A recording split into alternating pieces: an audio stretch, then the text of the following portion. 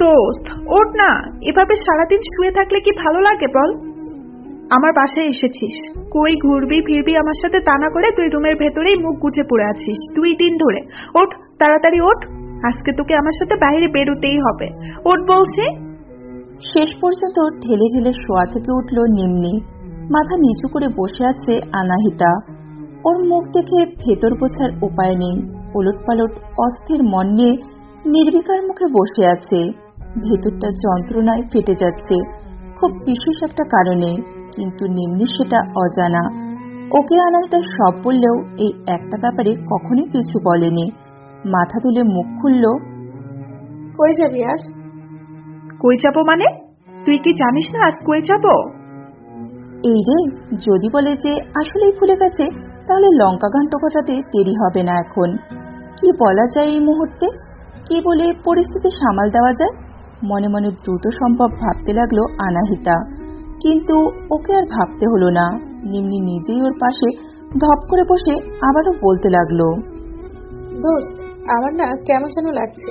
দেখা করার কথা মনে হলেই বুক ধড়ফড় করছে, একটু পর পর গলা শুকিয়ে যাচ্ছে, পেটের ভিতর মোচড় দিয়ে উঠছে, শরীরের জোর হারিয়ে ফেলছি ক্রমে ক্রমে।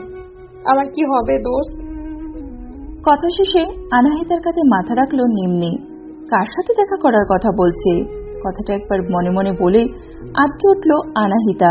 ধা করে মনে পড়ে গেল, আল্লাহ, নিম্নি না আজকে সাজিদ নামে ছেলেটার সাথে দেখা করার কথা? এটাও কি করে ভুলে গেল? দীর্ঘদিনের সম্পর্ক তাদের দুইজনার, কিন্তু এখনো পর্যন্ত কেউ কাউকে দেখেনি। আজকের দিনে শিডিউল 6 মাস আগে থেকে প্ল্যান করে রেখেছিল ওরা দুইজনে। 11টার ঘর পেরিয়ে গেছে সে কখন। দেখা করে দুপুরের খাবার ওরা একসাথেই খাবে, 1টার মধ্যে রওনা দিতে হবে। তাই আর দেরি না করে দুইজনেই চলে গেল রেডি হতে। দুইজনেই বোরকা পরে রেডি হয়ে নিল। 12:30 নাগাদ বেরিয়ে পড়ল ওরা গুলশান লেক পার্কের উদ্দেশ্যে। রিকশায় বসে নার্ভাসনেসের দরুন নখ কামড়াচ্ছে নিম্নি। ওর হাতে একটা চাপড় দিল আনাহিতা। এই বাজে অভ্যাসের সাথে ও অভ্যস্ত নয়। কাউকে এমন করতে দেখলেই ও থাপ্পড় লাগায়। অসন্তোষ নিয়ে বলল, নার্ভাসনেসের ঠেলায় দেখছি মরে যাচ্ছিস, তাহলে ফিরে যাই, চল। নিম্নি আটকে উঠে আনাহিতার হাত খামচে ধরল। নখ দেবে যাওয়ায় আগেই হাত ছাড়িয়ে নিল ও। সেখানে হাত বুলিয়ে ভ্রু কুঁচকে বলল, এমন এলিয়েনের মতো আচরণ করছিস কেন? এমন ভাবে কেউ ধরে? জ্বলছে একদম। দোস্ত, তুই আশেপাশেই থাকিস, হ্যাঁ? অজ্ঞান হয়ে গেলে যেন হাসপাতালে নিতে পারিস। পাগলের প্রলাপ বকছে নিম্নি। হতাশ মিশ্রিত একটা শ্বাস ফেলে ওর উদ্দেশ্যে বলল, আগে থেকে কিভাবে জানিস যে তুই অজ্ঞান হয়ে যাবি? আমাকে খালামণি ডাকার কেউ আসছে নাকি? এই কথা বলিস না দোস্ত, সাজিদ শুনতে পেলে নির্ঘাত হার্ট অ্যাটাক করে বসবে। হ্যাঁ, আমি তার কাছে যাব এসব কথা বলতে। চোখ পাকিয়ে বলল আনাহিতা। নিম্নি আর কিছু বলার সুযোগ পেল না। ততক্ষণে ওরা কাঙ্ক্ষিত জায়গায় পৌঁছে গেছে। রিক্সা ভাড়া মিটিয়ে ওরা পার্কের ভেতরে ঢুকলো। ঢোকা মাত্রই নিম্নির ফোনে কল এলো। হ্যান্ডব্যাগ থেকে মোবাইল বের করে দেখে সাজিদের কল। ঢোক গেলে রিসিভ করলো ফোন। সাজিদ জানতে চাইল ওরা কত দূর এগিয়েছে। নিম্নি উত্তর দিল ওরা মাত্রই প্রবেশ করেছে পার্কের ভেতরে। মিনিট খানেকের মধ্যেই দুইজন সুপুরুষ তাদের একটু দূরত্বে এসে দাঁড়ালো। একজনের কানে ফোন, আর একজনের পকেটে হাত গুছে দাঁড়িয়ে আছে। নিম্নি বুঝলো ফোন কানে রাখা ছেলেটাই সাজিদ। সাথে সাথেই চোখ নামিয়ে নিল। সর্বাঙ্গ তিরতির করে কাঁপছে। সাজিদ ও রেজওয়ান পার্কে এসে পৌঁছেছে মিনিট 10 হলো। রেজওয়ান তিতিবিরক্ত হয়ে বলল, আমাকে শুধু শুধু টেনে আনলি তোদের মাঝে কাবাবে হাত দেওয়ার জন্য। এখন কি একা কি করবো এখানে বলতো? তোর নিব্বি এখানে আসছে না কেন? মেয়েদের জন্ম হয়েছে ছেলেদের অপেক্ষায় রাখার জন্য। সাজিদ চোখ থেকে রোদ চশমাটা খুলে রেজওয়ানের অসন্তুষ্ট মুখের দিকে তাকালো। মৃদু হেসে বলল, অনার্সে পড়ুয়া মেয়েও নিব্বি, তাই না? তাহলে তো তোরটাও নিব্বি ছিল, যেহেতু সেও অনার্সে পড়তো। বলেই বুঝলো ভুল জায়গায় ভুল কথা ফেলেছে। রুষ্ট চাহনিতে রেজওয়ান তাকালো সাজিদের দিকে। উত্তরে কিছু বলবার আগে সাজিদ সেখান থেকে সরে গেল নিম্নিকে ফোন দেওয়ার জন্য। যখন জানালো এসে গেছে, তখন সে ফোন কানে ধরেই রেখেই এগুলো পার্কের প্রবেশদ্বারের দিকে। সেখানে গিয়ে দেখলো দুইটা মেয়ে দাঁড়ানো। দুইজনের মুখই হিজাববৃত। একটা মেয়ে দূরে কোথাও তাকিয়ে আছে, কফি কালারের বোরকায় আবৃত। মেয়েটার কানের কাছে ফোন ঠেকিয়ে দাঁড়িয়ে আছে। বুঝলো এটাই তাহলে তার না দেখা প্রেয়সী। রেজওয়ানের কানের কাছে মুখ নিয়ে বলল, যাক, তোকে আর একা বসে থাকতে হবে না, তোর সঙ্গী আছে সাথে। কটমট দৃষ্টিতে তাকালো সে সাজিদের দিকে, কিন্তু এখনো কিছু বলল না। এসব পরে তুলবে সে। রেজওয়ান পকেটে হাত গুজে মেয়ে দুটোর দিকে এগিয়ে গেল সাজিদের সাথে। সে অলরেডি বলে ফেলেছে কোনটা নিম্নি। পাশে দাঁড়ানো পার্পল কালারের বোরখায় আচ্ছাদিত মেয়েটার দিকে তাকালো সে। আড়াআড়ি ভাবে দুহাত গুজে অন্যদিকে তাকিয়ে আছে মেয়েটা।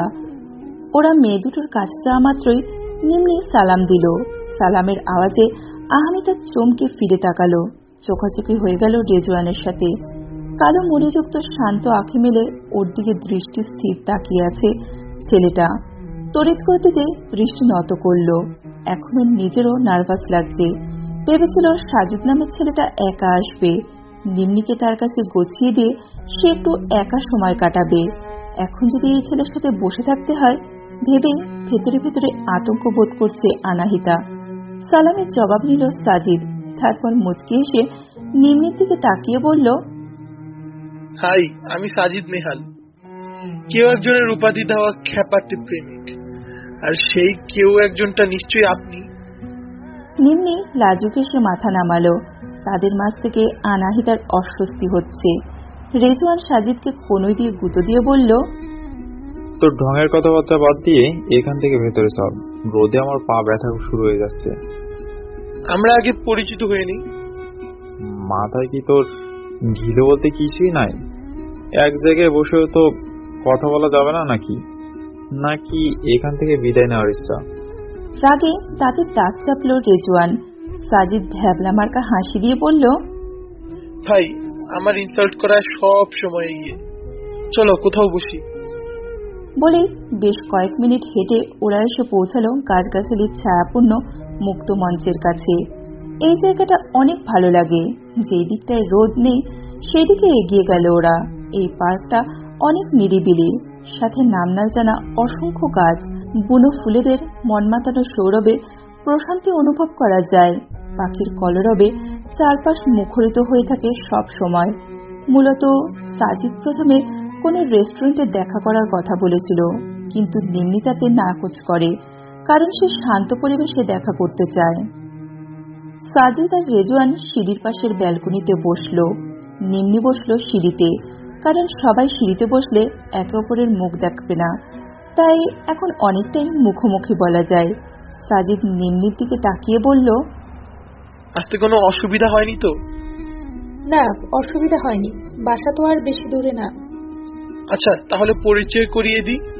বলেই হাসি মুখে রেজওয়ানের দিকে তাকালো। সাজিদের আগে রেজওয়ান নিজেই বলল, হ্যালো, আমি রেজওয়ান শেখ, সাজিদের একমাত্র বন্ধু প্লাস কাজিন। আমরা দুই অদম একসাথে কাজ করি। জানাই তো কি কাজ, তাই না? জি ভাইয়া, জানি। আনাহিতা রেজওয়ান শেখের নামটা শুনে নিজের জায়গায় জমে গেছে।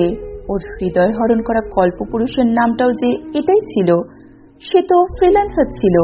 তারা দুইজন একসাথে কি কাজ করে? নিম্নিকে কখনো জিজ্ঞাসা করা হয়নি সাজিদের পেশা সম্পর্কে। তাহলে এখন অন্তত জানতে পারত পাশের মানুষটা সম্পর্কে। তার ভাবনা যদি সত্যি হয় তাহলে সত্যি সত্যি কুরুক্ষেত্র বেঁধে যাবে। প্রার্থনা করছে এটা যেন সত্যি না হয়। পরক্ষণেই ভাবে, ধুর, আমাকে চিনবেই বা কিভাবে? আমরাও তো একে অপরকে দেখিনি। আচমকা কনুইয়ের গুঁতোকে হুঁশে ফিরল আনাহিতা। মাথা তুলে দেখলো তিনজোড়া কৌতূহলী চোখ ওর দিকেই তাকিয়ে আছে। বেশ লজ্জা পেল ও। শুনল সাজিদ বলছে, শালিকা আমার কোথায় হারিয়ে গেলেন? পরিচয় তো এখনো পেলাম না।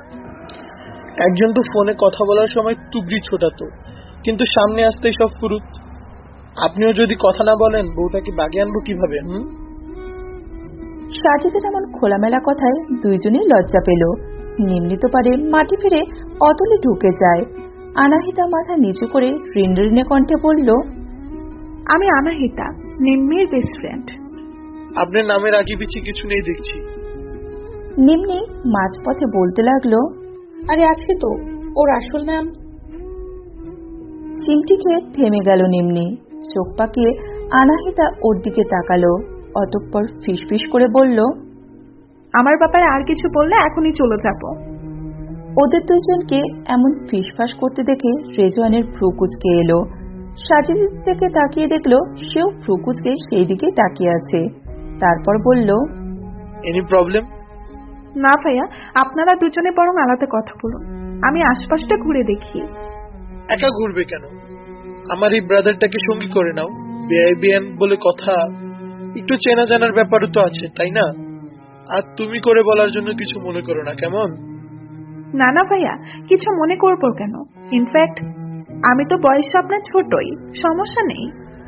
রেজওয়ানকে তার দিকে কটমট দৃষ্টিতে তাকিয়ে থাকতে দেখে আরেকটু খ্যাপাতে বলল, আর একে নিয়ে চিন্তা করো না, সিট বুকিং হয়ে গেছে অনেক আগে। তোমার সাথে ফ্লার্ট করবে না একদমই, বেটা একদম রসকসীন একটা। নো প্রবলেম, সুযোগ আমারও আসবে, তখন এই রসকসিন বেড়াদের কাছে এসো না কোনো সাহায্যের জন্য। আরে আসবো না মানে? বেটা তোকে ছাড়া আমি অচল না? হয়েছে, ঢপ কম মেরে যায় এখান থেকে। আমি বেশিক্ষণ রেস্ট করতে পারবো না, জরুরি কাজ ফেলে এসেছি তোর সাথে। তোর জরুরি কাজ তো সেই একটাই, আমার না হওয়া ভাবির কথা বাবা। দিন গিয়ে রাতে গড়ায়, রাত পেরিয়ে ভোর হয়, তাকে নিয়ে তোর ভাবনা শেষ হয় না। কই যে ঘাপটি মেরে আছে আমার ভাবি সাহেবা। আমি বলা শুরু করলে এখান থেকে বেঁচে ফিরতে পারবি না। So stop all this nonsense. রেজওয়ানের শক্ত চোয়াল দেখে আর কিছু বলল না সাজিদ। অবস্থা বেগতিক দেখে দ্রুত সটকে পড়ল সেখান থেকে। নিম্নি আর আহানিতা একে অপরের দিকে বোকা বোকা চাহনিতে তাকিয়েছিল। তাদের দিকে বোঝা যাচ্ছে দুজনের মধ্যেকার বন্ডিংটা চমৎকার। আনাহিতা অস্বস্তিতে কাঠ হয়ে রইল। অপরিচিত একটা যুবকের সাথে একলা থাকতে হবে ভেবেই যেন হাত পা অসাড় হয়ে আসছে। কয়েকটা মুহূর্ত কেটে গেল নীরবতায়। ওকে এভাবে নিশ্চুপ বসে থাকতে দেখে রেজওয়ান নিচ থেকে আগ বাড়িয়ে বলল, মিস অনাহিতা, এখানে বসে থাকবেন আপনি? আনাহিতা চমকে তাকালো গম্ভীর কণ্ঠস্বরের মালিকের দিকে। পায়ের উপর পা তুলে পেছনে হাতের ভর রেখে রেজওয়ান স্থির দৃষ্টিতে তাকিয়ে আছে ওরই দিকে। এমন দৃষ্টির সামনে কুকড়ে গেল আনাহিতা। মেরুদণ্ড পেয়ে সাপের মতো এঁকে বেঁকে শীতল স্রোত বয়ে গেল। ওর দিকে এমন দৃষ্টিতে তাকানোর মানে কি? লোকটার তো নাকি পছন্দের কেউ আছে। সাজিদকে তো তখন বলতে শুনেছে ও, লোকটা ক্যারেক্টারলেস নয় তো। রেজওয়ানের এমন কোনোদিনও হয়নি। অপরিচিত কোনো মেয়েকে দেখে কখনো মনে হয়নি সে তার খুব আপন। অন্য সময় কোনো মেয়ের দিকে চোখ গেলে দ্বিতীয়বার আর তাকাতো না, কিন্তু আজ যেন সব নিয়মের হেরফের হয়ে যাচ্ছে। মেয়েটাকে দেখার পর থেকে নিজের মধ্যে অজানা কিছু অনুভব করছে। মনে হচ্ছে এই চোখ দুটো সে আগেও কোথাও দেখেছে, কিন্তু কবে, কোথায় তা মনে করতে পারছে না। আচমকা অযথাই মনে হলো এটা তার হঠাৎ করেই হারিয়ে যাওয়া সেই প্রণয়নী নয় তো। ঘোর কাটল হঠাৎ আনাহিতার কথায়। এমন অনর্থক ভাবনার জন্য নিজেকে ধিক্কারও জানালো। ছি, আপনি গিয়ে আশেপাশে ঘুরতে পারেন, আমি বরং এখানেই বসে থাকি, কোথাও যেতে ইচ্ছে করছে না। কপালের ডান পাশের শিরা লাফাচ্ছে আনাহিতার।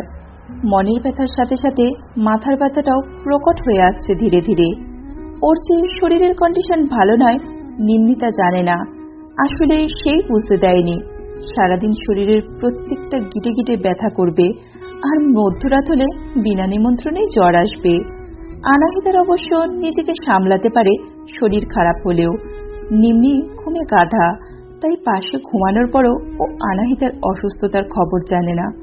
শুধু কি অসুস্থতা, ওর জীবনের এত বড় একটা ঘটনা যে ঘটে গেল সেটাও তো নিম্নিকে বলেনি। অবশ্য বলবেও না। যার পূর্ণতা পায়নি সেটা ঢোল বাজিয়ে বলে কি লাভ? মনের ব্যথা মনেই না হয় লুকিয়ে চাপা পড়ে থাকুক। রেজওয়ান আনাহিতার কথার প্রত্যুত্তরে কিছু একটা বলতে যাচ্ছিল, কিন্তু মুখের কথা মুখেই রয়ে গেল। এক হাতে ভর দিয়ে শীতে বসা অবস্থায় খানিকটা ঝুঁকে গেল আনাহিতা, আরেক হাতে কপালের ডান পাশ ঘষছে, চোখ মুখ কুঁচকে। দ্রুতপদে বেদি থেকে নেমে আনাহিতার পাশে এসে বসল রেজওয়ান।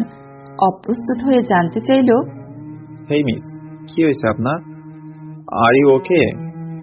আনাহিতা কপালের পাশে হাত রেখে নিভু গলায় কোনো মতে উচ্চারণ করল, পেইন হচ্ছে প্রচুর। মুহূর্তেই দুই হাতে চেপে ধরল মাথা, গোঙাতে লাগলো অস্পষ্ট সুরে। রেজওয়ান কি করবে ভেবে পাচ্ছে না। তাকে বিস্মিত করে দিয়ে আনাহিতা ঢলে পড়ল রেজওয়ানের কোলে। রেজওয়ান ওকে নিজের বুকে আগলে নিল পরম মমতায়। মেয়েটার হঠাৎ কি হলো, অজ্ঞান হয়ে গেল কেন? এমন পরিস্থিতিতে এই প্রথম পড়ল রেজওয়ান। পকেট থেকে ফোন বের করে প্রথমে সাজিদকে ফোন লাগালো। অসম্ভব অস্থিরতায় ভেতরটা কাঁপছে। 3 বারের মাথায় যখন ফোন রিসিভ করলো না, মেজাজটাই খারাপ হয়ে গেল রেজওয়ানের। পর মুহূর্তে মনে পড়ল সাজিদ প্রায় সময় ফোন সাইলেন্ট করে রাখে, এখনো হয়তো সাইলেন্টই। শিট বলে ভাবতে লাগলো কি করা যায় এখন। মাথায় এলো নিম্নিকে ফোন দেওয়ার কথা, কিন্তু ওর ফোনে তো নিম্নির নাম্বার নেই। ওর কাছে নেই তো কি হয়েছে, আনাহিতার ফোনে অবশ্যই থাকবে। দৃষ্টি ঘুরিয়ে দেখলো সিঁড়িতেই পার্সটা রাখা। ফোনটা হাতে নিয়ে দেখলো লক করা নেই। শুকরিয়া আদায় করলো রেজওয়ান। চটজলদি সোয়াইপ করলো ফোন। সাথে সাথে বৃদ্ধা আঙুলটা থেমে গেল সেইখানেই, এবং থেমে গেল ওর হৃদযন্ত্রের ক্রিয়া। ভূতগ্রস্তের মতো তাকিয়ে রইল আনাহিতার ফোনের ওয়ালপেপারের দিকে।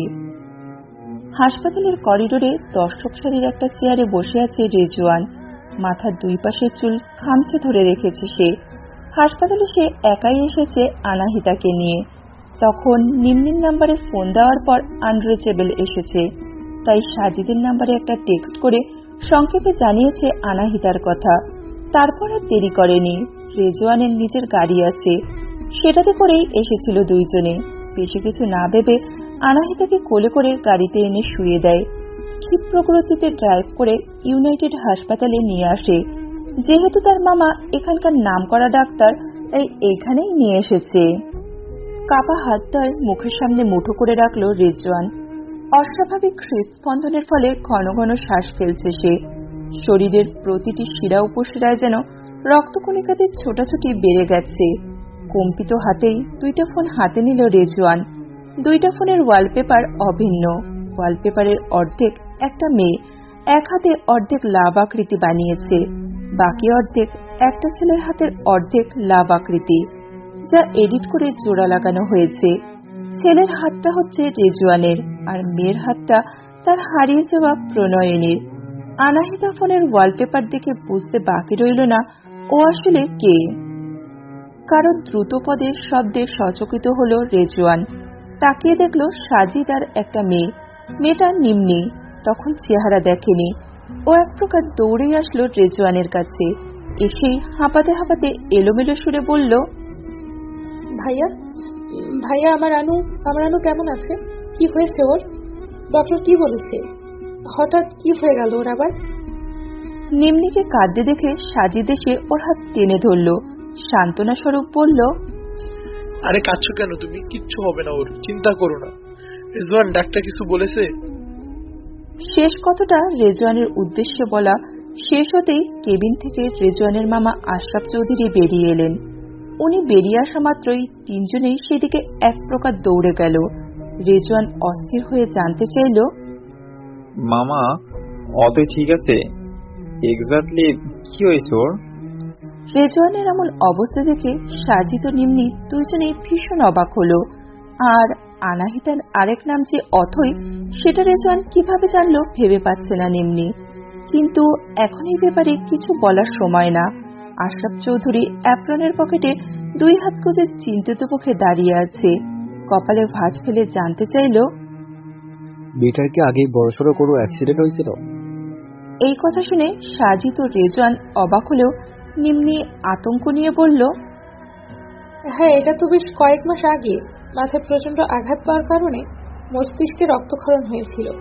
সেটা চিকিৎসাও করা হয়েছে। ইনফ্যাক্ট ও সম্পূর্ণ সুস্থ হয়ে গিয়েছিল। এখন আবার কি হয়েছে? আচ্ছা, তাহলে যা আশঙ্কা করছি তা নয়। যাক আলহামদুলিল্লাহ। মেয়েটার বোধ হয় মাইগ্রেনের প্রবলেম আছে, তাই যখন অতিরিক্ত পেন হয় তখন সেন্সলেস হয়ে যায়, সহ্য করতে না পেরে। অবশ্য সবসময় বোধ হয় না। আশা করি সকল চিকিৎসা নিয়ম মেনে চললে এ রোগের উপশম হবে। আর খেয়াল রাখবেন যেন খাওয়া দাওয়াও নিয়মিত করে। রেজওয়ানের টেনশনে দম ফেটে যাচ্ছে। অথই কবে অ্যাক্সিডেন্ট হয়েছিল? সেটা কি ওর সাথে সম্পর্কে ইতি টানার আগে না পরে? নিম্নি তো বলেছিল কয়েক মাস আগে। তখন কি ওরা রিলেশনে ছিল না? সাজিদ কেবল রেজওয়ানকে দেখে যাচ্ছে। আনাহিতার জন্য তার অস্থিরতা দেখে মনে মনে কিছু একটা আশঙ্কা করেছে, কিন্তু এখনো কিছু বলতে পারছে না তাকে। সঠিক সময় সুযোগটা পেয়ে নিক আগে। নিম্নি অসন্তোষ চিত্তে নিজের সাথেই যেন বলল, মেয়েটা সব সময় এমন করে, কারো কথা শুনে না। এবার খালি সুস্থ হয়ে নিক। আশেপাশের পরিস্থিতির বিচার বিবেচনা করে আশফাক চৌধুরীর দিকে তাকিয়ে বলল, এখন কেমন আছে ও? দেখা করতে পারবো? বাসায় কখন নিতে পারবো? চিন্তার কিছু নেই, ঘুমে ইনজেকশন দিয়েছে, ঘুমাচ্ছে এখন। ঘুম থেকে উঠলে বাসায় নিতে পারবে, এখন গিয়ে দেখা করতে পারো। নিম্নি সাজিদকে চোখের ইশারায় কিছু একটা বলে আনাহিতার কাছে চলে গেল। আশরাফ চৌধুরী ততক্ষণে চলে গেছেন সেখান থেকে। রেজওয়ান হেরে যাওয়া যোদ্ধার মতো এলোমেলো পায়ে চেয়ারে গিয়ে বসল, দুই হাতে মুখ ঢেকে মাথা নিচু করে ফেলল। রেজওয়ানের এমন অবস্থা দেখে সাজিদের খটকা লাগছে। তার পাশে বসে কিছুক্ষণ নিশ্চুপ রইল, আর থাকতে না পেরে এতক্ষণে মুখ খুলল। আমি ভুল না হলে তোর ওই লেডি লাভ অতই আনাহিতা, রাইট? উত্তরে রেজওয়ান কেবল একটা দীর্ঘশ্বাস ফেলল আগের অবস্থায় থেকে। যা বোঝার বুঝে গেল সাজিদ। মাথার দুই পাশে হাত রেখে বিড়বিড় করে বলল, ও গড। তারপর আবার নিজ থেকেই বলা শুরু করলো, এটা কোইন্সিডেন্স কিনা জানি না, কিন্তু আনাহিতার নিতেই আমার নিম্মির সাথে পরিচিত হয়। সাজিদের কথা শুনে রেজওয়ান মাথা তুলে সোজা হয়ে বসল, রুকুজকে তার দিকে তাকালো সে। রেজওয়ান কিছু বলার আগেই সে বলতে লাগলো, তোর সাথে আনাহিতার পরিচয় তো অনেক আগে থেকেই। তোদের দুজনের রিলেশনে যখন মাস কয়েক হবে তখনই নিম্মির সাথে আমার পরিচয়। এই কথাটা তোকে বলা হয়নি, আসলে তোর ল্যাপটপে দেখছিলাম আনাহিতার সাথে কাজল চোখের মেয়ে নামধারী আইডিকে ট্যাগ দিয়ে একটা পোস্ট করেছিল ফ্রেন্ডস ডেতে। আনাহিতার আইডির নামও অবশ্য অন্যটা ছিল। তো যাই হোক, নিম্মির আইডির ডিপি দেখে আসলে আমি ওর প্রেমে পড়ে গিয়েছিলাম। তার উপর ওরা দুজন খুব ভালো বন্ধু, ভেবেছিলাম ওরা হয়তো ফেসবুক ফ্রেন্ডই। আমি কখনো জিজ্ঞেস করিনি এ ব্যাপারে, কিন্তু কে জানতো ওরা আসলে ছোটকালের বন্ধু। আমি প্রায় সময় আনাহিতার কথা বলতো, কিন্তু কখনো অথই নামটা বলেনি, বললে ঠিকই চিনি যেতাম। কিন্তু আমার সাথে ও এমন কেন করেছে? সবকিছু ঠিকঠাকই চলছিল, দেখা করার জন্য রাজি হয়েছিল, আমার চেয়ে বেশি এক্সাইটেড ছিল। তারপর কয়েকদিন যোগাযোগ একেবারে বন্ধ। প্রায় 1 মাস পর হঠাৎ একদিন বলল ও সবকিছু ইটিতে আনতে চায়। এভাবে নাকি আর সম্ভব না। শত অনুরোধেও আসল কারণটা বলেনি। যোগাযোগ বন্ধ করার পর পাগল হয়ে গেছিলাম। আইডি ডিঅ্যাক্টিভ করে ফেলেছিল, ফোন নাম্বার চেঞ্জ করে ফেলেছিল। ওর আসল নাম, বাসা ঢাকার কোথায় কিছুই জানতাম না। মৃত্যুর মতো যেন বেঁচেছিলাম এতদিন, কিন্তু আজ অর্ধেক সত্য নিজ থেকে সামনে এসেছে। সেই বাকি অর্ধেক সত্য কোত্থেকে জানবো আমি? কার কাছ থেকে জানবো আসল সত্যিটা? রেজওয়ানের বুকের ভিতর কি তোলপাড় হচ্ছে সেটা কাউকে বোঝাতে পারবে না ও। চরম অস্থিরতায় মনে হচ্ছে মরেই যাবে সে। তার অথৈকে একটাবার চোখের দেখা দরকার, এবং তা এখনই। এখন না দেখলে মনে হচ্ছে শ্বাস আটকে যাবে তার। সাজিদকে বলতেই সে নিম্নিকে ডেকে আনলো বাইরে। নিম্নি তাদের দুইজনের ব্যবহারেই যেন অবাক। সাজিদ ওকে সবটাই বুঝিয়ে বলবে বলে আশ্বাস দিল, কিন্তু কি বলবে সেটাই বুঝতে পারছে না নিম্নি। আর রেজওয়ানি বা কেন আনাহিতাকে দেখতে চাইছে? অনেক ভেবেই নিমরাজি হলো দেখা করতে। রেজওয়ান এক মুহূর্ত আর দেরি না করে চলে গেল আনাহিতার কাছে। দরজা খুলে প্রথমেই চোখ গেল শুভ্র চাদরের বিছানার দিকে, যেখানে কেবল একটা সুশ্রী মুখ দেখা যাচ্ছে। বোঝা যাচ্ছে হিজাব বোরকা সব খুলে ফেলা হয়েছে। গা তার শুভ্র চাদরে মোড়া, কালো কামিজের দুইটা হাত বের করা, মাথার একপাশে কালো ঘন লম্বা চুলগুলো এলিয়ে দেওয়া, সামনের ছোট ছোট চুলগুলো মুখের একপাশ ঢেকে রেখেছে। পায়ে জোর পাচ্ছে না রেজওয়ান, হার্টবিট ফাস্ট হয়ে গেছে তার। অবশেষে প্রায় 5 বছর পর মেয়েটাকে দেখতে পেল সে। এগিয়ে গিয়ে ওর পাশে বেডেই বসলো। কাপা হাতে সামনে চুলগুলো সরানো মাত্রই থমকে গেল রেজওয়ান। এই যে তার ভাবনার চেয়েও নিষ্পাপ, স্বপ্নের থেকেও মায়াবী, কল্পনার থেকেও নজর কাড়া। ভ্রুদয়ের নিচের লম্বা পাপড়িগুলো যেন শান্ত পুকুর পাড়ের ছায়া দানকারী। অপলক তাকিয়ে রইল রেজওয়ান। একসময় আঁখি তার অশ্রুসিক্ত হয়ে এলো। এই মেয়েটা তার সবটা দখল করে বসে আছে, তার অস্তিত্বে এমনভাবে মিশে গেছে যে নিজেই নিজেকে খুঁজে পায় না রেজওয়ান। তাই তো ও হারিয়ে যাওয়ার পর নিজে মরার মতন বেঁচে আছে। আনাহিতাকে ছোঁয়ার অধিকার নেই রেজওয়ানের, তাই শত ইচ্ছে থাকা সত্ত্বেও একটুখানি ছুঁতে পারছে না নিজের প্রণয়নীকে। তার হাতটা নিজের হাতে মুঠোয় নিতে পারছে না, মুঠোয় পুরো সেখানে একটু গভীরভাবে ছুঁয়ে দিতে পারছে না। কেবল ডান হাতের বুড়ো আঙুলটা হালকা করে ছুঁয়ে দিল। তখনই নজরে এলো বৃদ্ধা আঙুল ও শাহাদাত আঙুলের মধ্যস্থলে অবস্থিত কালো কুচকুচে তিলটা। ওয়ালপেপারের ফটোতে এই হাতটাই ছিল, সেখানে প্রথম দেখেছিল এই তিলটা। রেজওয়ান একদিন কথায় কথায় বলেছিল, বিয়ের পর সর্বপ্রথম চুমু আমি এই তিলটাতেই খাবো, তবে একটা না, পরপর 3টে। একবার খালি আসল সত্যিটা জেনে নি, তারপর দেখবো আমার কাছ থেকে তুমি কিভাবে দূরে থাকো। এবার আর কোনো সারাসারি নেই, একেবারে নিজের করে তবেই নিস্তার দিব তোমাকে। কম তো কষ্ট ভোগ করিনি দুজনে, এবার তবে সকল বিরহ বেদনার অবসান করা যায়।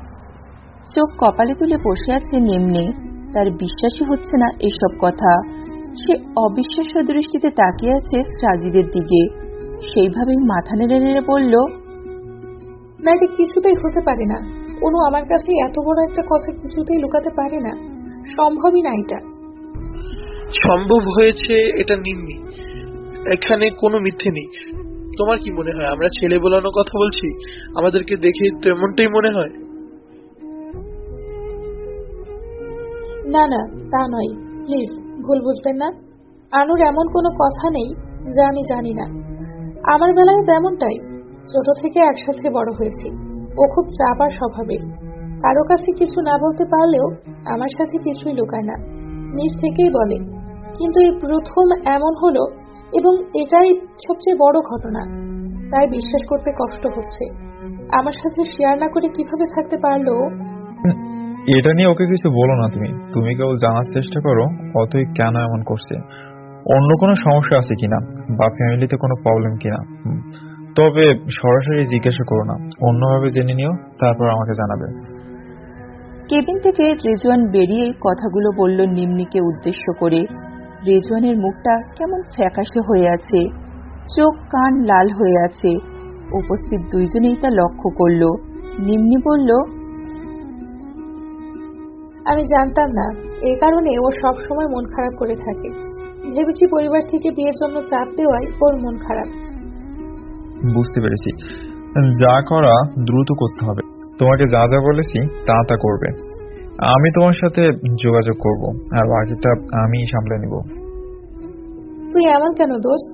তুই তোর শরীর খারাপের কথা কেন বলিসনি আমাকে? তাহলেই তো আমি বাসা থেকে বেরোতাম না। ওর কথা বলার মাঝখানেই নার্স এলো, জানালো আনাহিতার জ্ঞান ফিরেছে। নিম্নি দৌড়ে গেল কেবিনে, গিয়েই ওকে জড়িয়ে ধরে কেঁদে দিল। আনাহিতা মৃদু হেসে নিম্নির পিঠে এক হাত রেখে বলল, আরে পাগলি, আমি ঠিক আছি তো, খাচ্ছিস কেন পোকার মতো? আরে আমি তো ঠিকই ছিলাম, তুই তখন যাওয়ার পরই হঠাৎ মাথা ব্যথা শুরু হয়। ভাবিনি সেন্সলেস হয়ে যাব, আমার জন্য খুব সমস্যায় পড়ে গেছিস, তাই না রে? ভাইয়া না জানি কি ভাবছে। মারবো একটা, দেখিস। তুই আমাকে পর ভাবলেও আমি তোকে পর ভাবি না, তাই এসব কথা বলছিস। আর ওনাকে নিয়ে তোর চিন্তা করতে হবে না, উনি মোটেও এমন নন। তবুও আমার জন্যই তো তোদের সুন্দর সময়টা নষ্ট হলো। আনাহিতার এই কথায় ভীষণ রাগ হলো নিম্নির। রুষ্ট স্বরে বলল, আমাকে যে পর ভাবিস এটাই তার প্রমাণ। ছি, এমন কথা বলিস না নিম্মি, তুই যে আমার কাছে কি তা আমিই জানি। অপরাধী মুখ করে বলল আনাহিতা। নিম্নি রহস্যময়ী হেসে বলল, আচ্ছা তাই, তাহলে তো এই সুযোগটা নেওয়াই যায়। কিসের সুযোগ? সেটা পরেই জানতে পারবি, এখন রেডি হয়ে নে। উনি বলেছেন লাঞ্চ না খাইয়ে ছাড়বেন না। বোরকা পড়তে পড়তে আনাহিতা বলল, না রে, আমি তোদের সাথে জয়েন করতে পারবো না, আমি বাসায় যেতে চাই। তুই বরং চলে যা ভাইয়ার সাথে। তুই এটা ভাবতে পারলি তোকে একা ছেড়ে আমি খেতে চলে যাব? তোকে ছাড়া আমি যাব না, বাসায় চলে যাব, চল। সত্যি আমি হতাশ তোর ব্যবহারে। বই না মার, আমারে মাফ কর, ভাইয়াকে বলিস অন্যদিন না হয় ট্রিট দিবে। ততক্ষণে আনাহিতার রেডি হওয়া শেষ। বেডের ওপর থেকে পার্সটা নিয়ে নিম্নির দিকে তাকালো। নিম্নি বলল, চল এবার। বাইরে আসতেই রেজওয়ানের সাথে চোখাচোখি হলো আনাহিতার। রেজওয়ানি প্রথমে নজর সরিয়ে ফেলল। এইভাবে দৃষ্টি সরিয়ে ফেলায় আনাহিতা একটু অবাক হলেও তা পাত্তা দিল না। ওরা সবাই গিয়ে গাড়িতে বসলো। সাজিদের চোরাচুরিতেই ওরা বসতে রাজি হয়েছে। নিম্নি বলল এখন ওরা রেস্টুরেন্টে যেতে পারবে না, কারণ হিসাবে আনাহিতার নাম বলে দিল। রেজওয়ান মিরারে একবার আনাহিতার দিকে তাকালো, দেখলো নিম্নিকে চোখ রাঙাচ্ছে। মনে মনে হেসে বনানীর পথে রওনা দিল। রাতের খাবার দাবার শেষে দুইজনে একসাথেই শুলো। নিম্নি অবশ্য সাজিদের সাথে কিছুক্ষণ কথা বলে এসেই শুয়েছে। আনাহিতা একদিনে সিলিং এর দিকে তাকিয়ে আছে। নিম্নি কাত হয়ে ওর দিকে তাকিয়ে বলল, আজ হাসপাতালে কি বলেছিলি মনে আছে তো? আনাহিতা ফ্রুকুসকে নিম্নির দিকে তাকালো, কয়েকবার পলক ঝাপটে পড়ল। কি বলেছিলাম? নিম্নি সোজা হয়ে সিলিং এর দিকে তাকিয়ে বলল, আমার প্রায়োরিটি তোর কাছে কতটা? আনাহিতার কুচকানো ভ্রুদয় সোজা হয়ে গেল। মৃদু এসে নিম্নিকে জড়িয়ে ধরল। সেইভাবে থেকেই বলল, সেটা বোধহয় বলে বোঝাতে পারবো না রে। সেই ছোটবেলা থেকেই আমাকে সাথ দিয়ে এসেছিস তুই। আমার জন্য কখনো আমাদের মাঝে তৃতীয় কাউকে আনিসনি। সবসময় মাথার উপরে বড় বোনের ছায়া হয়ে আমায় আগলে রেখেছিস। মন খারাপ থাকলে তুই যে কোনো উপায়ে আমার মন ভালো করেছিস। শুধুমাত্র আমার জন্যই তুই কখনো কোনো ছেলেকে পাত্তা দিসনি, কারোর সাথে সম্পর্কে চলাসনি, আমাকে সময় দিতে পারবি না ভেবে, না জেনে আমি কষ্ট পাই এটা ভেবে। আমি সব বুঝেও তোকে কিছু বলতাম না, কারণ আমি স্বার্থপর। সত্যি তোকে কারোর সাথে ভাগ করতে পারতাম না। ফেসবুকে সাজেদ ভাইয়ের সাথে পরিচিত হওয়ার পরে উনি প্রপোজ করাই ওনাকে জানোই তাই বলেছিলি। আমার ওনাকে খারাপ মনে হয়নি, আমি খুশি হয়েছিলাম না দেখেও তোকে উনি খোপাটে প্রেমিকের মতোই ভালোবেসেছে। এইভাবে আর কতদিন, কত আর আমার জন্য স্যাক্রিফাইস করবি তুই? তাই তো তোকে এক প্রকার ব্ল্যাকমেইল করেই রাজি করিয়েছি। যদিও জানতাম মনে মনে তুই ওনাকে পছন্দ করিস, কিন্তু মুখে কখনোই স্বীকার করিসনি বা আমাকে বুঝতে দিসনি। কথাগুলো বলেই আনাহিতা থামল। একটা দীর্ঘশ্বাস ফেলে আবারও বলল, এবার বুঝেছিস তো তুই আমার কাছে কি, তোর স্থান আমার লাইফের কতটা জুড়ে? নিম্নি নিঃশব্দে কাঁদছে। ও জানতো আনাহিতাকে প্রাধান্য দেয়, কিন্তু এতটা দেয় তা অজানা ছিল। আনাহিতাকে বুঝতে না দিয়ে চোখের পানি মুছে জোর করে হাসার চেষ্টা করে বলল, ধুর, তুই দেখি আমাকে ইমোশনাল বানিয়ে দিলি। তোকে এত বড় কম্পোজিশন বর্ণনা করতে বলেছে কে? এখন তোকে কিছু জিজ্ঞেস করলে উত্তর দিবি। বল। বছরখানেক আগে শুনেছিলাম নীলাভ ভাইয়া রাগ করে বাড়ি থেকে চলে গেছে। ভাষায় কিছু শুনেছিলাম চলে যাওয়ার কারণ, কিন্তু তোর মুখ থেকে পুরোটা শুনতে চাই। এতদিন পরে এটা জানতে চাইছিস রে? আগে জানতে চাইলি না কেন? ভেবেছি তুই হয়তো জানিস, তাই নিজ থেকে আমিও আর কিছু বলিনি। হ্যাঁ, তখন জানতে চাইনি, সেটার কারণ ছিল। এখন জানতে চাইছি, সেটারও কারণ আছে। তোকে পরে বলছি সেটা। তুই তো জানিস আমার বড় আপু কতটা স্ট্রিক্ট, কিন্তু এটা জানিস না ওনার জন্য কেউ নিজের ইচ্ছা, স্বপ্ন, আকাঙ্ক্ষার কথা বলতে পারে না। যেহেতু জয়েন্ট ফ্যামিলি, তাই ওনার কথাই আমাদের পরিবার চলে। প্রত্যেকটা সদস্য ওনার কথায় চলতে বাধ্য।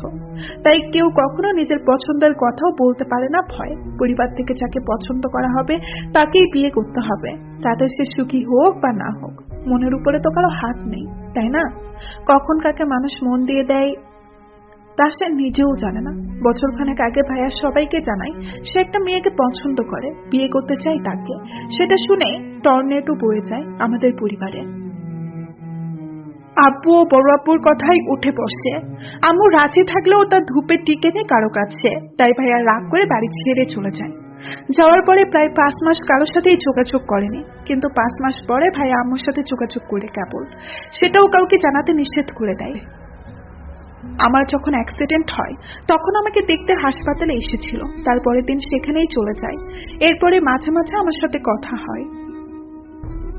এখন কই থাকে নীলাভ ভাইয়া? সেটা কাউকেই বলেনি। একটা দীর্ঘশ্বাস ছাড়ল আনাহিতা। নিম্নি ভাবতে লাগলো রেজওয়ানের সাথে যোগাযোগ বন্ধ করার কারণ তাহলে এটাই যে ওদের ভালোবাসা কেউ মেনে নেবে না। কিন্তু আনাহিতার অ্যাক্সিডেন্টের কারণটা কি হতে পারে? এখন এই ব্যাপারে ওকে জিজ্ঞেস করা যাবে না। আর ওদের দুইজনের রিলেশনের ব্যাপারটাও পরিস্থিতি বিবেচনা করে তারপর জানতে হবে। সেই সময় সুযোগের অপেক্ষায় রইল নিম্নি। নিম্নি মাথা নিচু করে সেই দিন রাতে আনাহিতার বলার সবগুলো কথা বলে গেল। আনাহিতার একদিন থেকেই নিজের বাসায় চলে গিয়েছিল। সাজিদ চাপাচাপি করছিল দেখা করার জন্য, কিন্তু নিম্নি ওর মায়ের সাথে মামা বাড়ি যাওয়ার কারণে দেখা করতে পারেনি। গতকাল সন্ধ্যায় এসেছে। এখন তারা বসে আছে একটা রেস্টুরেন্টের রুফটপে। সময়টা আসলে বিকেল। 10 তলা ছাদের উপর মৃদুমন্ত বাতাসে শরীর জুড়িয়ে গেল। নিম্নি টেবিলের এক পাশে বসেছিল, আর এক পাশে সাজিদ। রেজওয়ান পায়চারি করতে করতে কথাগুলো শুনল মনোযোগ দিয়ে। যতই শুনছিল ততই চোয়াল শক্ত হয়ে আসছিল তার। শেষে হঠাৎ থমকে দাঁড়িয়ে পিলারে একটা ঘুষি মারল, চিবিয়ে চিবিয়ে বলল, পুলিশ গার্ল, ও আমাকে একটাবার বলেই দেখতো, আমি যেভাবে হোক ম্যানেজ করতাম। এত বোকা মেয়ে আমি জীবনেও দেখিনি। শিট। এত হাইপার হোস না। এখন যেহেতু সত্যিটা জেনেছিস, তাহলে একটা ব্যবস্থা কর, নাকি আনাহিতাকে এভাবেই ছেড়ে দিবি? ছেড়ে দিব? কখনোই না। ভালোবেসেছি কি হাল ছেড়ে দেওয়ার জন্য? এই মেয়েটা আমার রাতের ঘুম হারাম করেছে, আমার লাইফের শিডিউল ওলট পটল হয়ে গেছে ওর জন্য। মেয়েটাকে ছাড়া আমার শ্বাস নেওয়ার দায় হয়ে গেছে। অথচ ও কিছু না বলে এভাবে ধরাছোঁয়ার বাইরে চলে যাবে, এটা মেনে নেবো ভাবছিস? মরে গেলেও না। আমার কাছ থেকে পালিয়ে দূরে গিয়েছিলে না, এখন দেখবো কি করে আমার কাছ থেকে দূরে থাকে। রেজওয়ান তাচ্ছিল্যের সহিত বলল।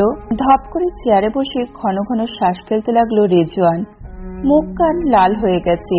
সেটা কি রাগে নাকি উত্তেজনায় ভেবে পেল না নিম্নি। সাজিদ এসে পাশের চেয়ারে বসলো।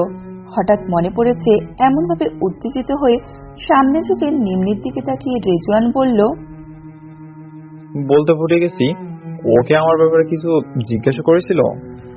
না ভাইয়া, আসলে আমি এ ব্যাপারে কথা বলতে কমফর্ট ফিল করছিলাম না, কারণ ও যেহেতু নিজ থেকে কিছু বলেনি, তাই আমি নিজেও কিছু জানতে চাইনি। তার মানে ওর অ্যাক্সিডেন্টের কারণও জানা হয়নি? হতাশ হয়ে বলল রেজওয়ান। নিম্নি মেয়েটা খানিকটা বুদ্ধিমতী। কিছুক্ষণ ভেবে বলল, আমার মনে হয় ওর ভাইয়ার ব্যাপারটা পরিবারের কেউ না মানার কারণে অনাহিতা ডিপ্রেশনে চলে গিয়েছিল। অতিরিক্ত চিন্তায় বোধ হয় আশেপাশের পরিস্থিতিও বোধগম্য ছিল না, এর জন্যই হয়তো অ্যাক্সিডেন্ট করেছে। পুরো 2 মাস বেড রেস্টে ছিল ও, এবং আগের থেকেও বেশি চুপচাপ হয়ে গেছে। মেয়েটা এমন চাপা স্বভাবের যে আমাকে একটুও বুঝতে দেয়নি ওর এই অবস্থার কথা। ওর মতো করে আমি ওকে বুঝতে পারিনি। শেষটায় নিম্নির গলা বুঝে এলো কান্নার দমকে। সাজিদ কাছে গিয়েও সান্ত্বনা দিতে পারছে না। ওপাশ থেকেই বলল, ডোন্ট ক্রাই নিম্নি। ইন্ট্রোভার্ট মেয়েদের বুঝতে কিছুটা বেগ পেতে হয়, কিন্তু তা অসম্ভব নয়। এখন যা করার তোমাকেই করতে হবে। আমার মাথায় একটা প্ল্যান এসেছে, এতে করে সাপও মরবে আর লাঠিও ভাঙবে না। আনাহিতা থম মেরে বসে আছে। ও ভাবতেও পারেনি নিম্নির এত তাড়াতাড়ি বিয়ে ঠিক হয়ে যাবে। সাজিদ বলেছিল অন্তত অনার্স শেষ হলে বিয়ের কথা তুলবে। শেষ হতে তো আরো প্রায় 1.5 বছর, কিন্তু হঠাৎ করে বিয়ের জন্য তাড়াহুড়ো করে দেবে আনাহিতা আসলেই ভাবেনি। যেদিন সাজিদের পরিবার নিয়ে নিম্নির বাসায় এসেছিল বিয়ের প্রস্তাব নিয়ে, সেই দিনে আনাহিতা নিম্নিদের বাসায় আসতে পারেনি, অসুস্থ ছিল বলে। অবশ্য নিম্নিও বলেনি সাজিদের পরিবার যে আসছে, অন্য কথা বলে আনতে চেয়েছিল। সেটা যেহেতু সম্ভব হয়নি, সে কারণে আনাহিতা এ ব্যাপারে কিছুই জানত না। আজ নিম্নি ওর মাকে নিয়ে ওদের বাসায় এসেছে, সবাইকে নিমন্ত্রণ করার উদ্দেশ্যে, এবং আনাহিতাকেও সাথে করে নিয়ে যাবে আজকে। সম্পর্কে নিম্নির মা আনাহিতার বড় আম্মুর কাজিন। সবার সাথেই ওনার সম্পর্ক বেশ ভালো, তাই তো নিম্নি জোর করে আনাহিতাকে ওর সাথে নিলেও কেউ কিছু বলে না। তাছাড়া নিম্নিও কয়েক মাস পর পর এসে থেকে যায় এখানে। সবাইকে নিমন্ত্রণপত্র দেওয়া শেষ হলে আনাহিতাকে নিয়ে রওনা দিল ওরা মা মেয়ে।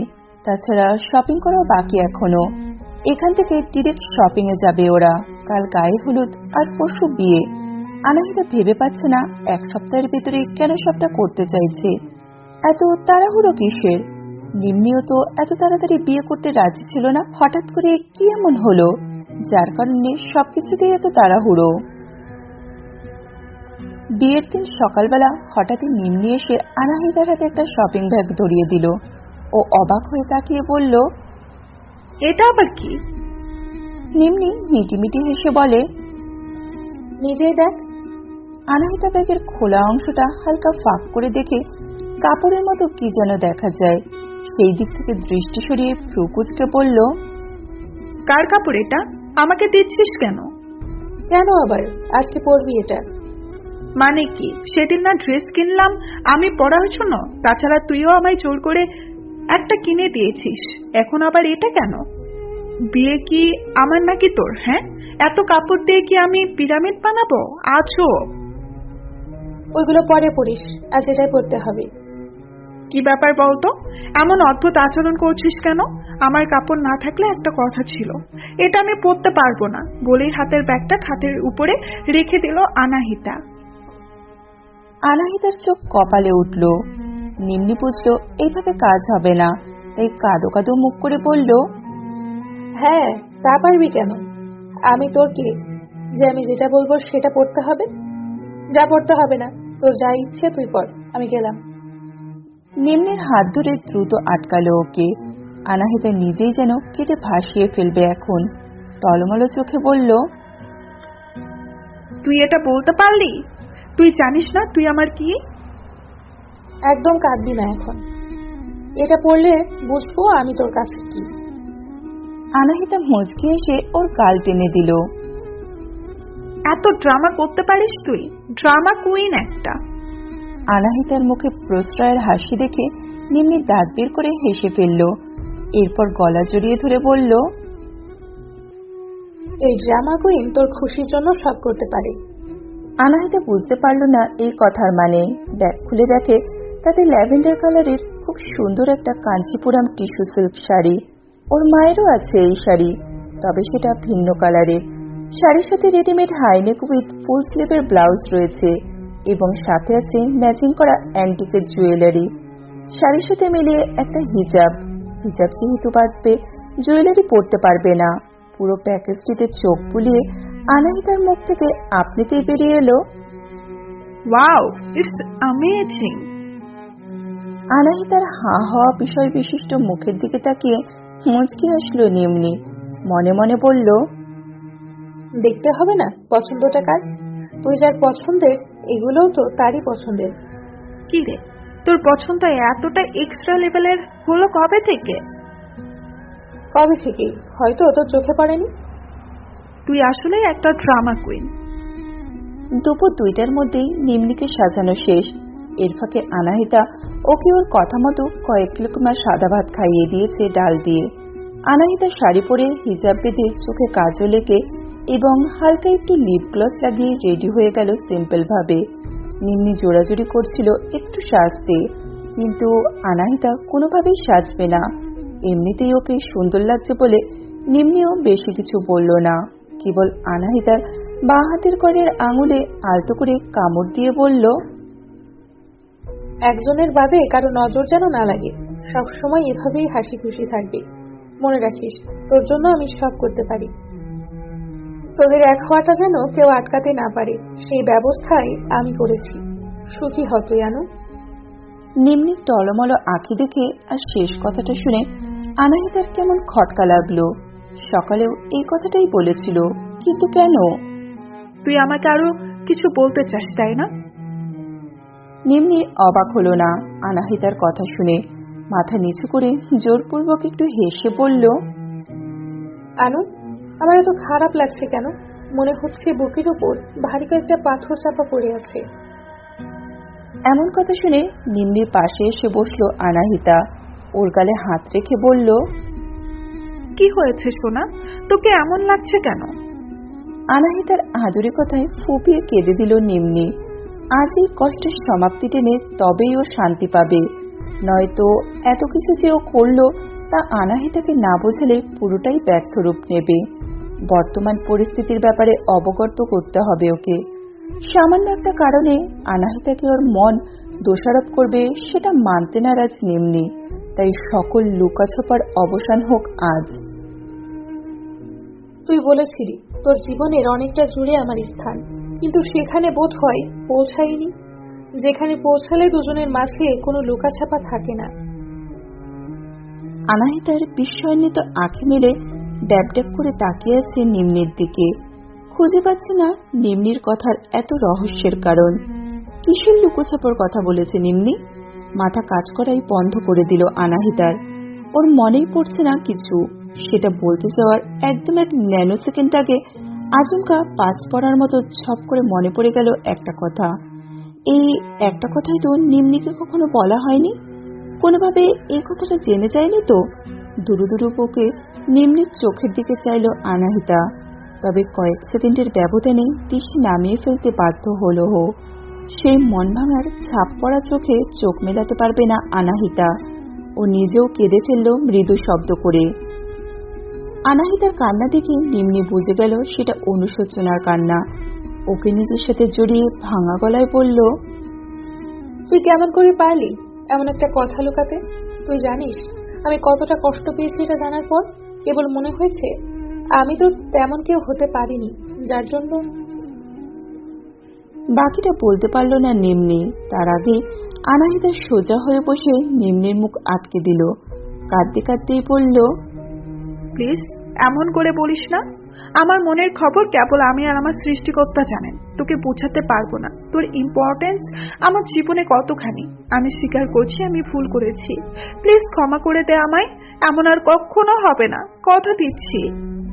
এমন সুযোগ আর তুই পাবিও না। আমি তো দূরেই চলে যাচ্ছি, তখন চাইলেও হবে না।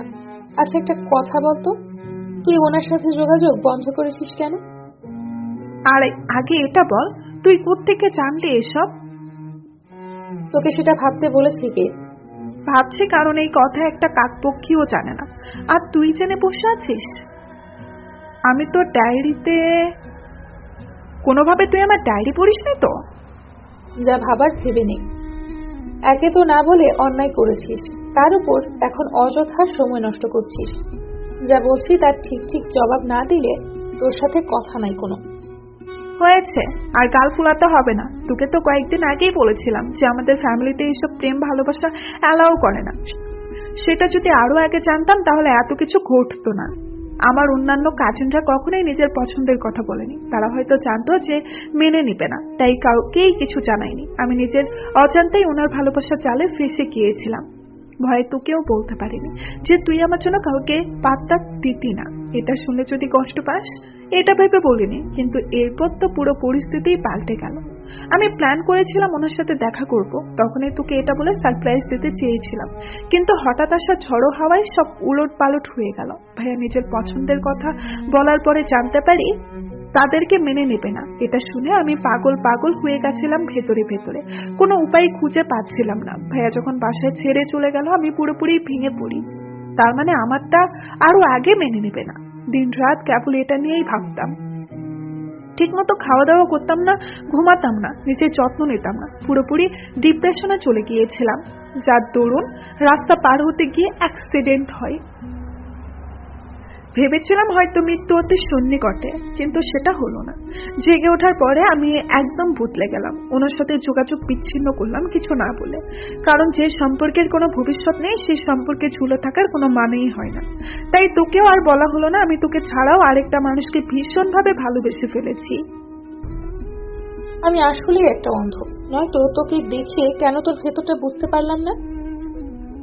কারণ আমি নিজেই কাউকে বুঝতে দেইনি। তাই নিজেকে একদম দোষারোপ করবি না।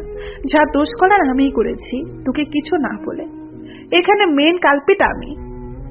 ধুর, বন্ধ কর তো নিজেকে দোষী ভাবা। এখন ভাবছি মিস্টার রেজওয়ান এই কথা শুনলে তোর কি অবস্থা করবে। ভাবুক ভঙ্গিতে গালে হাত রেখে বলল নিম্নি। আনাহিতা আটকে উঠল। বুকের ধুপকানি নিয়ে দম বন্ধ করে জানতে চাইল, তুই ওনার নামও জানিস?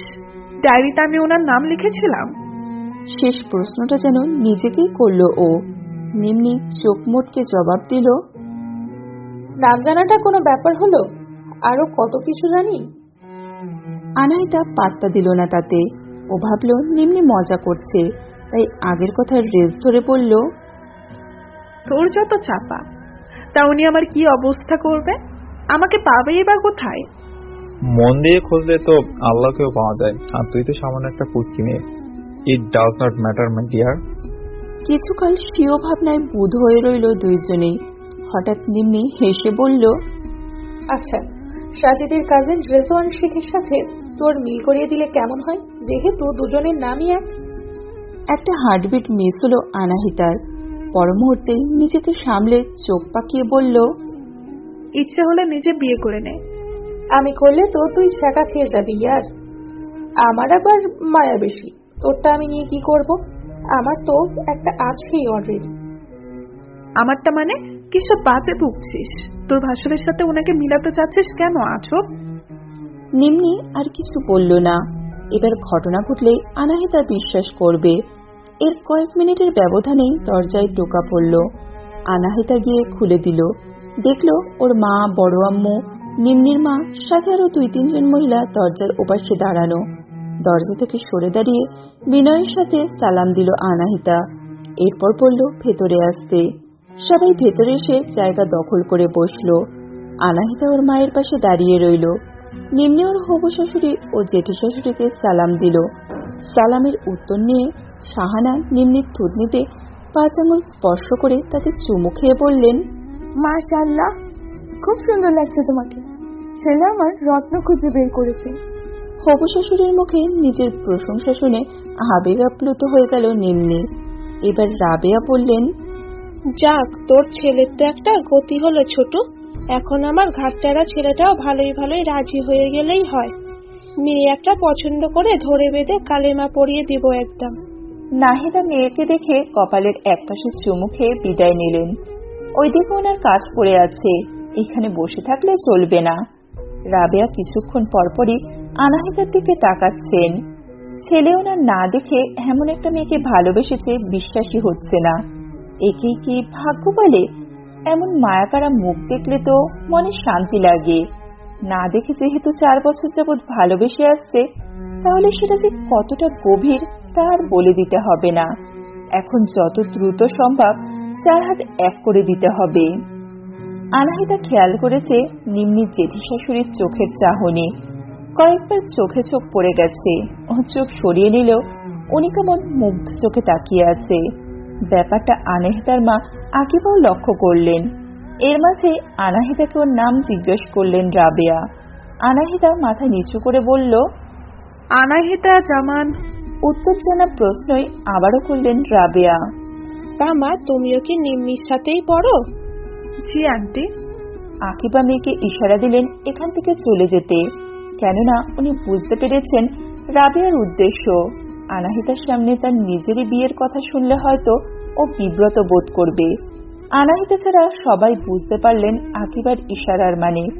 আনাহিতা বোকার মতো সবার দিকে একবার তাকিয়ে প্রস্থান করলো রুম থেকে। রাবেয়া সরাসরি বললেন, বিয়ান অনুমতি দিলে একটা প্রস্তাব রাখতে পারি? কিসের প্রস্তাব? আমি কোনো ভনিতা করতে চাচ্ছি না। আপনার মেয়েটাকে আমার লাগবে। এমন একটা শান্তশিষ্ট, নম্রভদ্র এবং মিষ্টভাষী মেয়েই খুঁজছিলাম নিজের মেয়ে বানানোর জন্য। 2টা ছেলেই আছে শুধুমাত্র। বড় ছেলেটাকে বিয়ে করিয়েছি বছর 10 হবে। ওর 2টা ছেলে মেয়ে হয়েছে আল্লাহর রহমতে। ওরাও দেশের বাইরে থাকে। বাড়িটা আমার ফাঁকা ফাঁকা লাগে। এখন ছোট ছেলেটাকে দিয়ে আর একটা মেয়ে আনবো। আপনাদের অন্য কোথাও কথা না দেয়া থাকলে আমরা আগাতে পারি। আকিবা ভেতরে ভেতরে থতমত খেয়ে গেল সরাসরি প্রস্তাবে। অসহায়ের মতো বড়জার দিকে তাকালেন।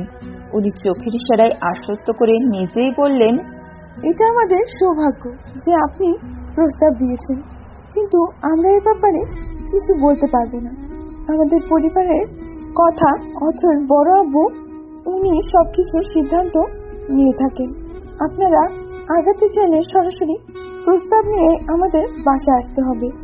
আপনারা আসলে আমরা খুশি হব বেয়ান। যাক, বাঁচালেন। আপনার দাওয়াত গ্রহণ করলাম বেয়ান। আমরা খুব শীঘ্রই আসব আপনাদের মেয়ের হাত চাইতে। নিম্নি মুখ লুকিয়ে মিটিমিটি হাসছে। যাক, সবটা প্ল্যান মাফিকই এগোচ্ছে। সবাই আরো কিছুক্ষণ কথাবার্তা বলে উঠে দাঁড়ালেন চলে যাওয়ার উদ্দেশ্যে। ঠিক তখনই আনাহিতা প্রবেশ করল রুমে।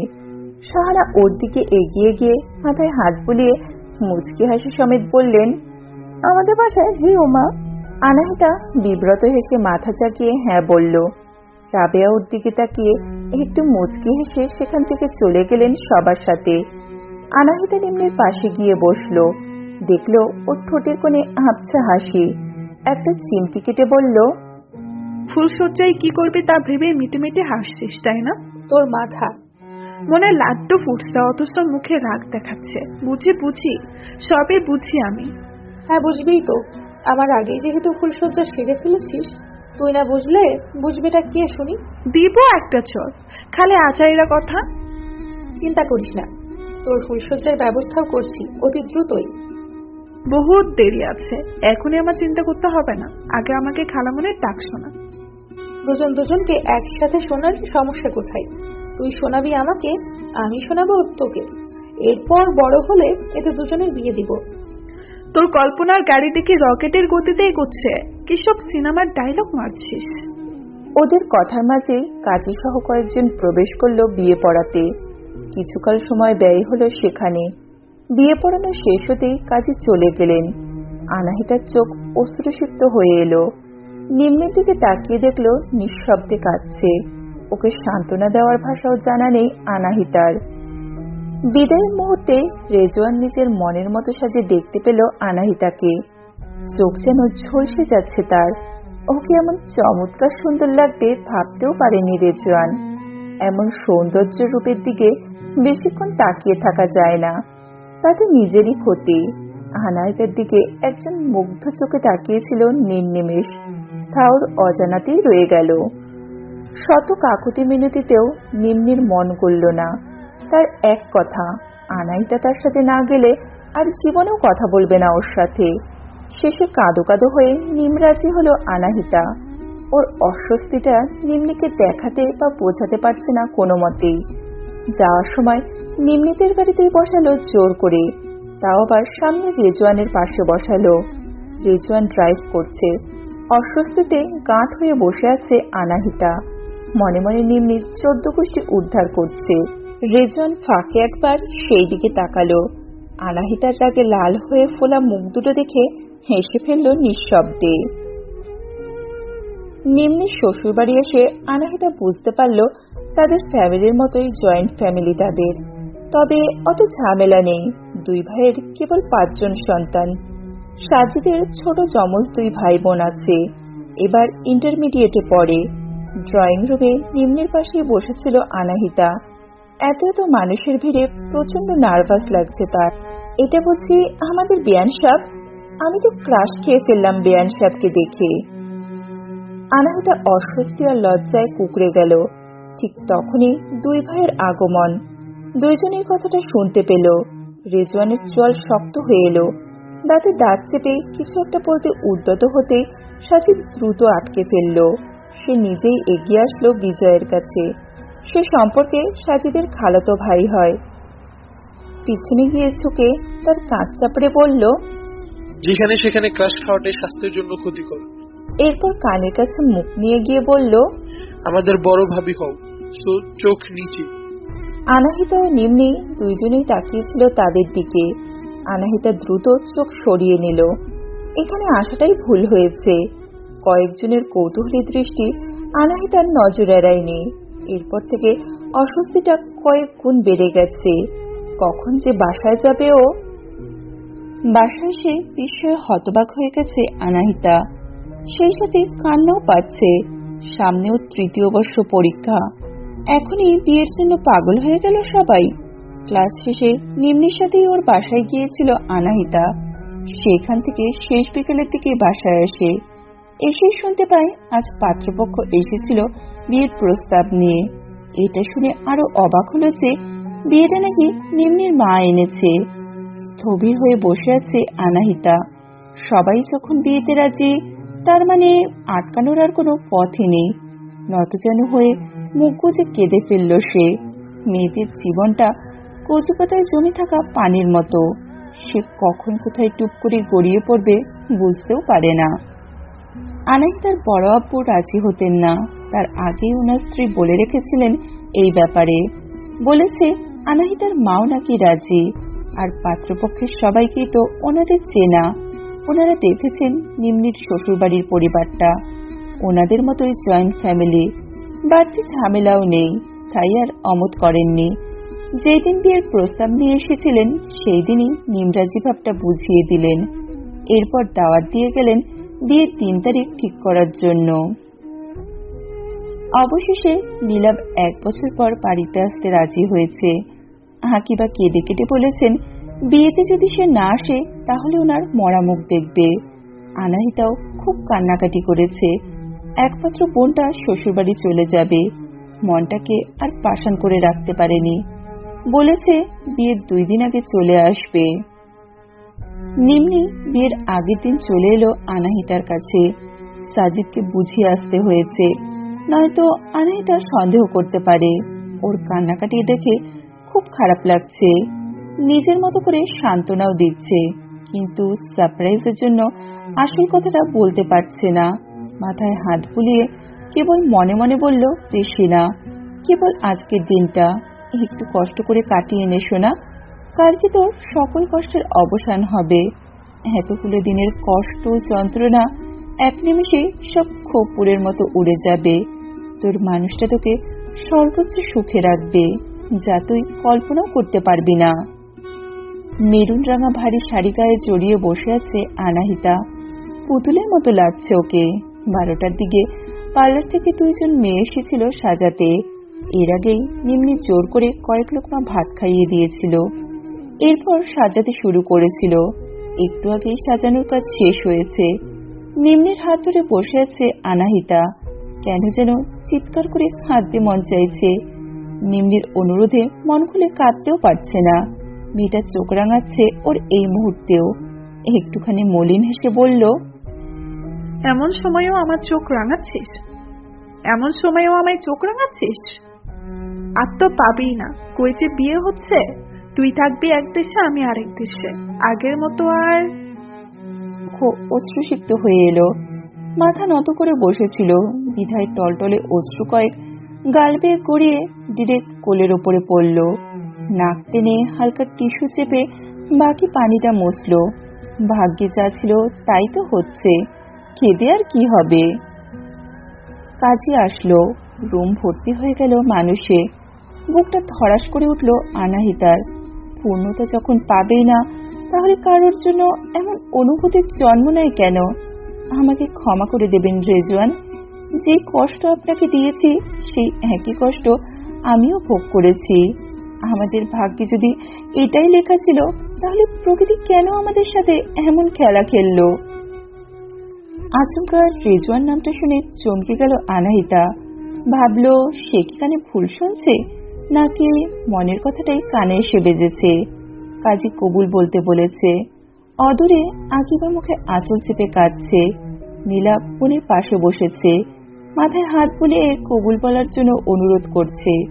চোখের পানি ছেড়ে দিয়ে কবুল বলে দিল। এরপরেই রেজিস্ট্রির খাতাটা এগিয়ে দিল ওর দিকে। ঝাপসা চোখে দেখলো পাশের জায়গাটা শূন্য। কম্পিত হাতে সইটা করে দিল আনাহিতা। সবাই চলে যেতেই নিম্নির কাঁধে মুখ গুজে টুকরে কেঁদে উঠল।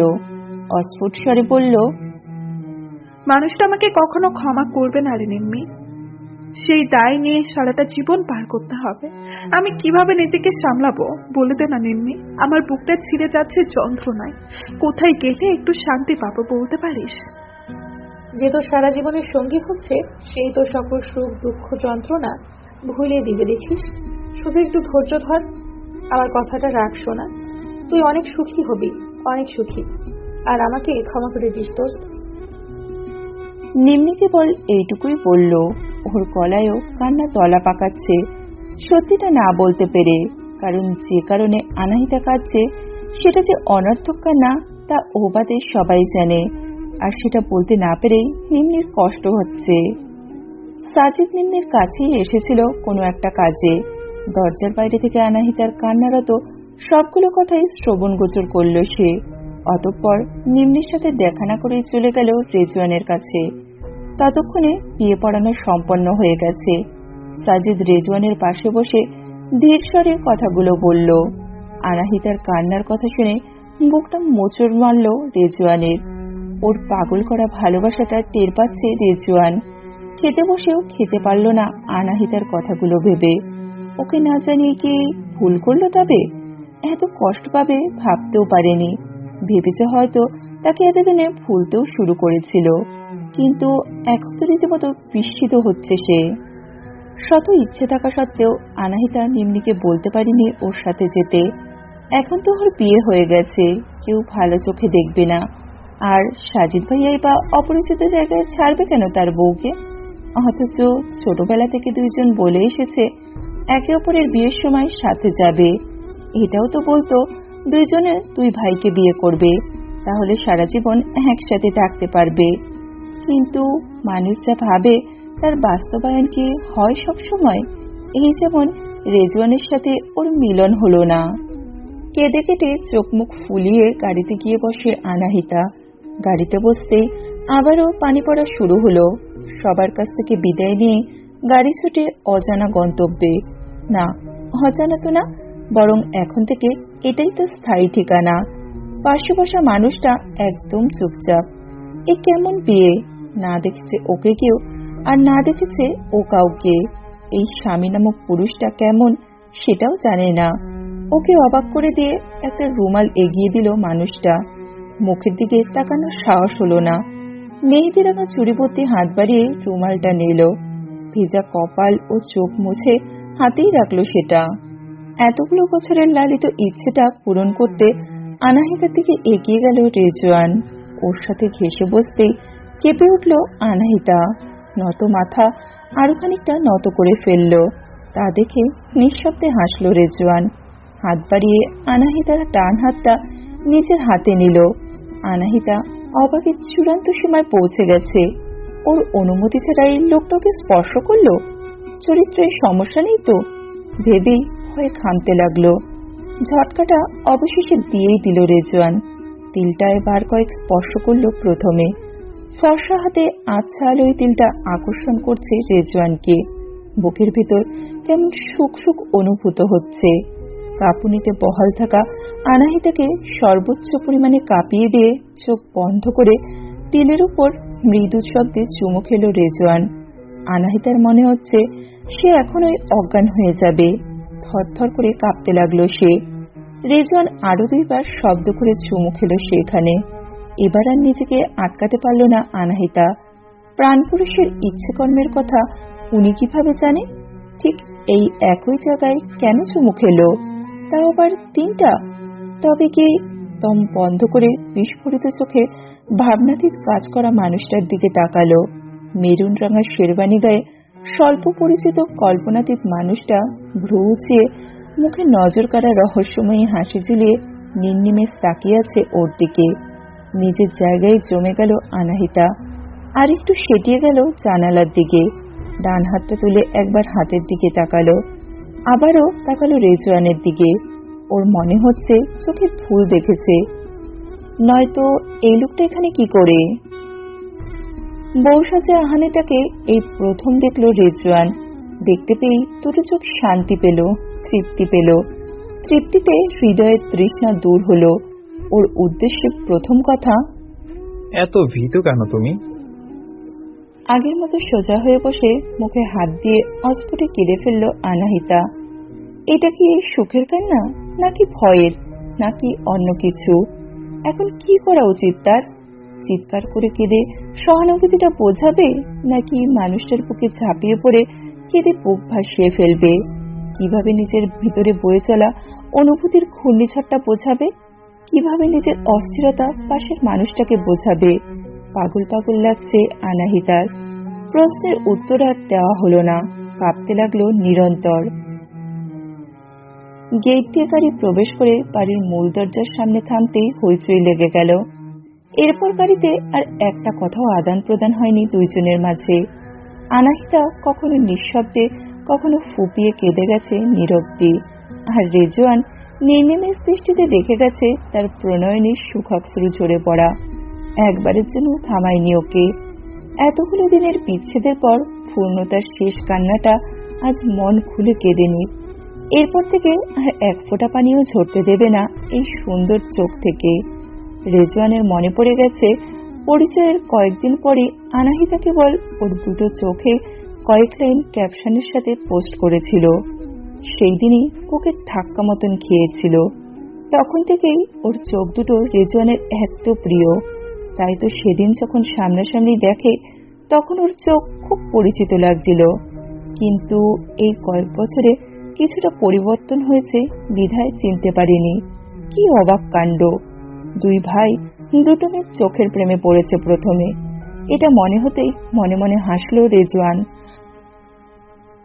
বরণ করার সময় দরজার মুখে দুই শাশুড়ির পাশে নিম্নিকে চাপা হাসি মুখে দাঁড়িয়ে থাকতে দেখে অভিমানে মুখ ফিরিয়ে নিল আনাহিতা। এই মেয়েটা এত খারাপ, ওকে একটাবারও বলেনি পর্যন্ত।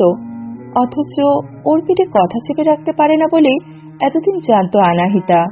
কিন্তু এখন যেন মুখে পাথর বেঁধেছে, বোম মারলেও কথা বের হয় না। বধূবরণ শেষ হতেই আনাহিতাকে ড্রয়িং রুমে নিয়ে বসানো হলো। রাবেয়া ওর পাশে বসে বলল, অবশেষে রত্নটাকে ঘরে তুলতে পারলাম। আমার ঘাটতেরা ছেলেটাকে একটু ঠিক করে দিও। আমার কথা তো শোনেই না, বইয়ের কথা শুনে যাবে। বইয়ের কথা না শুনে যাবে কই? বাউন্ডেলেদের মতো ঘুরে বেড়ায়। বউ পেয়ে এবার যদি পাগল ছেলেটা একটু ঘরমুখো হয়।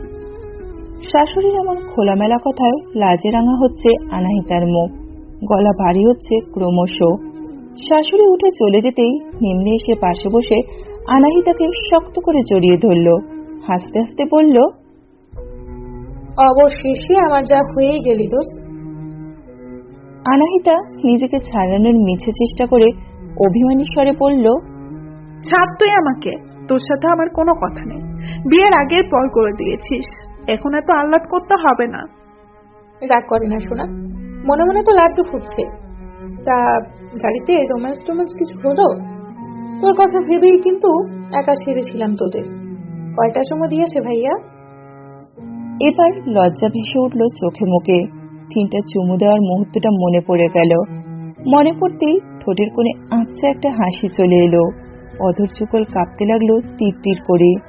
নিম্নি ওর সুখী সুখী মুখটা দেখে ধরা অবস্থায় কাঁধে মাথা রেখে বলল, আমি খুব খুশি দোস্ত, তোর সুখী মুখটা দেখতে আমার কি যে ভালো লাগছে। বলতে বলতেই চোখ অশ্রুসিক্ত হয়ে এলো নিম্নির। আনাহিতার চোখেও পানি চিকচিক করছে। কতক্ষণ নিশ্চুপ বসে থেকে ঘাড় ঘুরিয়ে নিম্নির দিকে তাকাতেই নিম্নি ওকে ছেড়ে সোজা হয়ে বসলো। অনুসন্ধিৎসু চোখে কয়েক পলক পরক করে ঠান্ডা স্বরে বলল, তোর সেই দিনের বলা কথাটা আমি এখন বুঝতে পারছি। সেদিন মনে খটকা লেগেছিল ঠিকই, কিন্তু আসল কারণটা বুঝতে পারিনি। এখন চোখের সামনে সবটা পানির মতো পরিষ্কার। কেবলমাত্র আমার জন্যই তুই এমন একটা কাজ করেছিস, আমার জন্য নিজের জীবনটা শেষ করেছিস। এত তাড়াতাড়ি বিয়ে করার ইচ্ছে তোর কোনো কালেই ছিল না, শুধু আমার জন্য। বাকি কথাটুকু বলতে পারলো না আনাহিতা। কান্নায় গলা বুঝে এলো। ওর জন্য এই মেয়েটা এত বড় স্যাক্রিফাইস করলো। ওকে আবারও কাঁদতে দেখে নিম্নি আলতো করে জড়িয়ে ধরলো। ধীর স্বরে বলল, একদম নিজেকে দোষারোপ করবি না। হ্যাঁ, বলা যায় এক প্রকার তোর জন্যই আমি এত তাড়াতাড়ি বিয়ে করেছি, কিন্তু বিশ্বাস কর, এই পরিবারের মানুষগুলো এত ভালো যে আমাকে বুঝতেই দেয়নি আমি এবারই বউ। সবাই এমন ভাবে ট্রিট করেছে যেন আমি এবারই মেয়ে। বিয়ে না হলে আমি বুঝতেই পারতাম না সাজিদের এমন পাগল করা ভালোবাসা। আমার একটুও কষ্ট হয় না জানিস। সাজিদ এত ভালো একজন জীবন সঙ্গী যে আমি মনে মনে বলি, আরো আগে কেন আমাদের দেখা হলো না? তাহলেই তো আরো আগে বিয়ে করতে পারতাম, আর নতুন নতুন সব অনুভূতির সাথে পরিচিত হতে পারতাম। এগুলো ভেবে মনে মনে তোকে ধন্যবাদ দিতাম। আমার সুখী হওয়ার পিছনে কিন্তু তুই দায়ী। আর তোর মানুষটাও এত ভালো, এই কয়দিনে আমি বুঝে গেছি তোকে পাগলের মতো ভালোবাসে, যা তুই কল্পনাও করতে পারবি না। যখন থেকে তোর পরিচয় জেনেছি সারাক্ষণ কেবল তোর কথাই বলে গেছে। তোর কথা মতো খালুজানের যেহেতু লাভ ম্যারেজের সম্মতি নাই, তাই প্ল্যান মাফিক অ্যারেঞ্জ ম্যারেজের জন্যই সাজিদ আমাকে বিয়ে করার সিদ্ধান্ত নেয়, যাতে করে আমুর আনা প্রস্তাবে খালুজান নাকচ না করতে পারে। হয়তো অন্যভাবে প্রস্তাব দিলে কোনো মতেই কেউ রাজি হতো না তোকে এত তাড়াতাড়ি বিয়ে দিতে। তাই আমি যেহেতু এখানে আছি তাতে কেউ অরাজি হবেন না। তাছাড়া তোর সাথে আমার আত্মার সম্পর্ক, যদিও ভাইয়া কিছুতে রাজি হচ্ছিল না, ওনার জন্য আমরা স্যাক্রিফাইস করব তা মানতে পারিনি, কিন্তু আমরা দুজন অনেকভাবে বোঝালাম। শেষে হার মানে আমাদের জোর এবং জেদের কাছে, আর ওনার কথা মতোই তোকে কিছু জানাইনি। তার জন্য প্লিজ মাফ করে দিস। কথাগুলো শুনে শূন্য মস্তিষ্কে বসে রইল আনাহিতা। একটা প্রশ্ন মনে উদয় হতেই জিজ্ঞেস করলো, কিন্তু উনি আমাকে চিনতে পেরেছেন কবে আর কিভাবে? আমাকে তো আগে দেখেনি। প্রথম দেখা হওয়ার দিন তোর ফোনের ওয়ালপেপার দেখে। আমার তো কিছুতে বিশ্বাস হচ্ছিল না এটা। তোর অথৈ নামটা বোধহয় ভাইয়া জানা ছিল। সরি, তোকে অজ্ঞান হয়ে যেতে দেখে পাগলের মতো বিহেভ করছিল জানিস। তারপর আমাকে বললো যেভাবেই হোক সত্যিটা যেন জেনে ওনাকে জানাই। সাজিদ আমাকে সব বলেছে। হঠাৎ করে কেন তুই যোগাযোগ বিচ্ছিন্ন করলি, সে চিন্তায় উনি ভালো ছিলেন না একটুও। খুব কঠিন সময় পার করেছেন। তোকে দেখার পরেই যেন উনি প্রাণে বেঁচেছেন। আমি কিভাবে ওনাকে ফেস করবো নিম্মি? আমার তো ভয়ে গলা থেকে বুকের ভেতর অব্দি শুকিয়ে যাচ্ছে। সাহারা মরুভূমির মতোই খাখা করছে ভেতরে। যদি কিছু জিজ্ঞাসা করে তাহলে কিভাবে জবাব দেব? গাড়িতে একটা কথাও বলতে পারিনি অজানা ভয়ে। ওনাকে এমন শান্ত দেখে আমার ভয় বেড়ে গেছে। চোখ মুখ করুণ করে কথাগুলো বলে একটা শুকনো ঢোক গেল আহানিতা। এরপর নিম্মির হাত খামচে ধরে বলল, আমি আজ ওনার মুখোমুখি হতে পারবো না রে নিম্মি। আজ তোর সাথে থাকি প্লিজ। দেখ ভয় আমার হাত পা কাঁপছে। আনাহিতা ওর হাত দয় বাড়িয়ে দিল সামনে। নিম্নি দেখলো সত্যি সত্যি কাঁপছে, কিন্তু সেটা ভয় না, উত্তেজনায়। হাসিটা খুব কষ্টে আটকে গম্ভীর স্বরে বলল, আরে না, আমি সাজিদকে ছাড়া ঘুমাতেই পারবো না। তোরটা তুই বুঝে নে। ভাইয়ার বকা খেতে চাই না আমি। পরে দেখা যাবে তোকে না পেয়ে বাসর ঘরে বসে কাঁদছে আর আমাকে অভিশাপ দিচ্ছে। না বাবা, আমি এটা পারবো না। ড্রামা কুইন, এখন জামাই তোর সব। তাকে ছাড়া তোর চোখে ঘুম ধরা দেয় না এখন। তুই আসলেই একটা পাষাণ। আমার কষ্টটা বুঝলি না। এত বড় স্যাক্রিফাইস করতে পারলি, আর এই মামুলি কাজটা করতে পারবি না? বিয়ে করে তুই পর হয়ে গেছিস, বুঝতে পেরেছি। এখন আমি তোর কেউ না। আমার কেউ না হলেও কেউ একজনের কাছে অনেক বেশি কিছুই তুই। তুই সেটা খুব শীঘ্রই টের পাবি। আনাহিতা অজানা উত্তেজনায় ফের কেঁপে উঠল। শিহরণ বয়ে গেল রন্ধ্রে রন্ধ্রে। কেবল আজকের জন্য যদিও অদৃশ্য হয়ে যেতে পারত, তাহলে সকল অস্থিরতা, ভয় ও মিশ্র অনুভূতিদের দ্বন্দ্বযুদ্ধের অবসান হতো। কিন্তু আসলে কি তাই? একবার না একবার মুখোমুখি তো হতেই হবে। সেটা যত দেরিতে হবে ততই তো রাতের ঘুম হারাম হবে ওর। আজকের রাতটা যদি এক পলকেই পার হয়ে যেত তাহলে অন্তত কিছুটা স্বস্তি পেত। কিন্তু তা কি আর সম্ভব? অলিক সব চিন্তা ভাবনা। কিছুক্ষণ আগে নিম্নি এসে আহনিতাকে রেজওয়ানের রুমে বসিয়ে দিয়ে গেল। কাদো কাদো মুখে নিম্নির দিকে তাকিয়েছিল ও, কিন্তু নির্দয় নিম্নি হেসে রুম ত্যাগ করে। ওকে একটুও বোঝার চেষ্টা করেনি। দুরু দুরু বুকে অস্থিরতার সাগরে হাবুডুবু খেতে খেতে অপেক্ষা করছে রেজওয়ানের জন্য। একদমই দেরি করেনি রেজওয়ান। সে নিজেও যে অপেক্ষায় আছে কখন বউটাকে একা পাবে। আনাহিতা রুমে আসার মিনিট দশকের ব্যবধানে হাজির হলো রেজওয়ান। দরজা লাগানোর মৃদু আওয়াজ কানে আসতেই অস্থিমজ্জায় কাঁপুনি উঠল আনাহিতার। আবারও বুকের ভিতরটা সাহারা মরুভূমি হয়ে গেছে। ফাঁকা ঢোক গিলে বিছানা থেকে নেমে ধীরস্বরে সালাম দিল, কারণ পায়ে হাত দিয়ে সালাম করার নিয়ম নেই। গুরুগম্ভীর সালামের প্রত্যুত্তরে আনাহিতার শরীর বরফ হয়ে এলো। প্রার্থনা করছে পায়ের নিচের মাটিটা যেন ফাঁক হয়ে যায়। কিন্তু এটা কি আদৌ সম্ভব? রেজওয়ানকে এগিয়ে আসতে দেখে শাড়ি মুঠোয় চেপে ধরে চোখ কুঁচকে বন্ধ করে ফেলল। শক্ত কাঠ হয়ে স্ট্যাচু হয়ে দাঁড়িয়ে রইল। চোখ বন্ধ করতেই একটা মাতাল করা ঘ্রাণ নাকে বাড়ি খেল, যা নাসারন্ধ্র পেয়ে সোজা মস্তিষ্কে গিয়ে আলোড়ন সৃষ্টি করল। কপাল ও নাকের একাংশে তার নিঃশ্বাস আঁচড়ে পড়ছে। চিবুকে স্পর্শ করতে শরীরের শক্তি নিঃশেষ হওয়ার প্রথম ধাপ শুরু হলো। কুচকানো অক্ষিদ্বয় ছুঁয়ে দিল আলতো হাতে। জলে পূর্ণ টলটলে অক্ষুদ্ধ দিঘির মতোই শান্ত সুরে রেজওয়ান ডেকে উঠল, অথই তাকাও একবার। হৃদকম্পন বেড়ে গেছে আনাহিতার। কতগুলো দিন, কতগুলো মাস পর প্রাণপুরুষের মুখে এই নামটা শুনতে পেল। কর্ণদয় আজ ধন্য হয়ে গেল। রেজওয়ানের এক হাত এখনো আনাহিতার চিবুকে, আর এক হাতে ওর ডান হাতটা তুলে নিল। অতঃপর ওকে চমকে দিয়ে সেই তিলটাতে আবারও চুমু খেল নিবিড় ভাবে। হাতটা ছাড়াতে চাইল, কিন্তু পারল না। অবশেষে আর থাকতে না পেরে চোখ খুলে তাকালো। মুখশ্রী উঁচু করে রাখা ছিল বিধায় সরাসরি রেজওয়ানের চোখে চোখ পড়ে গেল। সে মনে প্রাণে চাইলেও দৃষ্টি সরাতে পারল না। সম্মোহনী দৃষ্টিতে চেয়ে রইল কৃষ্ণকালো একজোড়া গভীর আঁখের দিকে। তাকিয়ে থাকতে থাকতেই চোখ অশ্রুসিক্ত হয়ে এলো আনাহিতার। রেজওয়ান মাথা নেড়ে না করল এবং অবিশ্বাস্যভাবে চোখের পানি চোখেই শুকিয়ে গেল। রেজওয়ান অধর প্রসারিত করে বলল,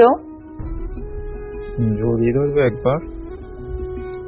আনাহিতা বিলম্ব করল না এক মুহূর্ত। বুকে মুখ গুজে খামচে ধরল পিঠের কাছের গেঞ্জিটায়। তিরতির করে কাঁপতে থাকা ছোট্ট শরীরটিকে আদরে বিড়িল ছানার মতোই বুকের গভীরে মিশিয়ে নিল। দাউ দাউ করে তুষের আগুন জ্বলতে থাকা বুকে ঝরঝর করে শান্তির বর্ষণ নামল। রেজওয়ান ফিসকি স্বরে বলতে লাগলো, ভাবিনি তোমাকে কখনো এভাবে নিজের করে পাবো। ভেবেছিলাম তোমাকে বোধহয় হারিয়ে ফেলেছি। বোকামে, একটাবার সমস্যার কথাটা বলতেই তো পারতে। একটু বিশ্বাস রাখতে আমার উপর। যেভাবে হোক আমি সাবধান থাকতাম। এবার ধীরে ধীরে কষ্ট পেতে হতো না কাউকেই। তোমার একটু সাহসের অভাবে দুই প্রান্তে দুইজন কেবল ধুকে ধুকে কষ্টই পেয়ে গেলাম। আমাদের গল্পটা অন্যরকম হতেও পারতো। প্লিজ ক্ষমা করে দিন আমাকে। কথাটা বলতে না বলতেই ওকে কোলে তুলে নিল রেজওয়ান। আটকে উঠে গলা জড়িয়ে ধরল আনাহিতা। পা ফেলে ব্যালকনিতে চলে গেল রেজওয়ান। ওকে কোলে নিয়ে বসে পড়ল সে। গলায় মুখ ডুবিয়ে দিল অস্থির হয়ে। গয়নার খোঁচা লাগতেই বিরক্তিতে চাওয়াকার শব্দ করে মুখ সরিয়ে আলতো হাতে গলার গয়নাগাটি খুলে সামনের কফি টেবিলে রাখল। অতঃপর আবারও দুই হাতে কোমর পেঁচিয়ে ধরে গলায় মুখ ডোবালো। নিঃশ্বাস আটকে গেছে আনাহিতার।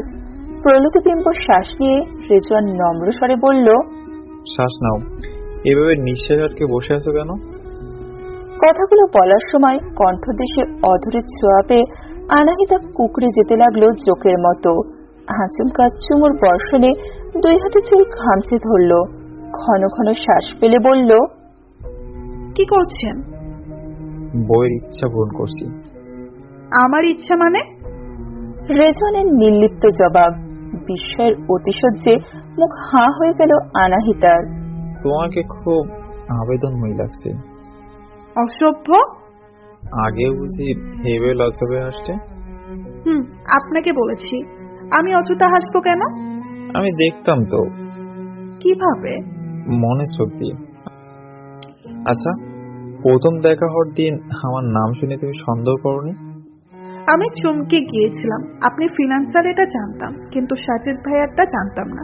নিম্মিকে কখনো জিজ্ঞাসা করা হয়নি, আর সেদিন আপনিও ভেঙে পড়েননি। তাই সন্দেহ হলেও পাত্তা দিইনি। কেবল নামটা শুনেই অস্থির লাগছিল। তোমার ফোনের অল্প না দেখলে হয়তো আমিও তোমাকে পেতাম না। আল্লাহ যা করেন ভালোর জন্য করেন।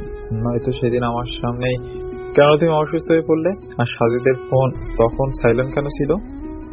নিম্মের নাম্বার আমার কাছে ছিল না। ওকে ফোন দেওয়ার জন্য তোমার মোবাইল হাতে নিয়েছিলাম। আল্লাহর কি কুদরত, লক সিস্টেম চালু ছিল না। তাই তো অল্প ওটা চোখে পড়লো। তারপর আমার ফোন নাম্বারের কয়েকটা সংখ্যা ডায়াল করে তুলতেই নক্ষত্রের মতো ভেসে উঠলো সেভ করা নামটা। চুপচাপ মনোযোগী হয়ে কথাগুলো শুনল আনাহিতা। সে নিজেও ভাবতে পারেনি এমন নাটকীয়ভাবে রেজওয়ানের সাথে দেখা হবে, অবশেষে বিয়ে হবে।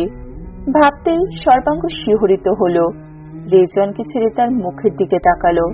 পলক না ফেলে তাকিয়ে রইল অনেকটাক্ষণ। মায়া ঘুরে হারিয়ে গিয়ে অতৃপ্ত হৃদয়ের তৃষ্ণা মেটাতে পাগল হলো। প্রবল অনুভূতির জ্বরে ভেসে গিয়ে নিঃশ্বাসে নিঃশ্বাস মেলালো। আগ্রাসীর মতোই একে অপরের মাঝে বিলীন হয়ে যেতে লাগলো। সকল সংযমের বাঁধ ভাঙল চুরচুর করে। স্বপ্নের মতোই মানুষটাকে পেল ও। জীবনে আর কিছুই চাওয়ার নেই। তাকে পেয়ে শূন্য ঘটি পূর্ণ হয়ে গেল আনাহিতার। এমন একটা মানুষ যার জীবনে আছে, সুখী হতে আর কিছু প্রয়োজন আছে কি তার? প্রত্যেকটা মুহূর্তে কেবল মানুষটার অশান্ত, অবাধ্য, উদ্ধত, উত্তাল এবং উন্মাদনার উত্তপ্ত ভালোবাসার খুব দরকার। জীবনে ওর এইটুকুই তো চাওয়া।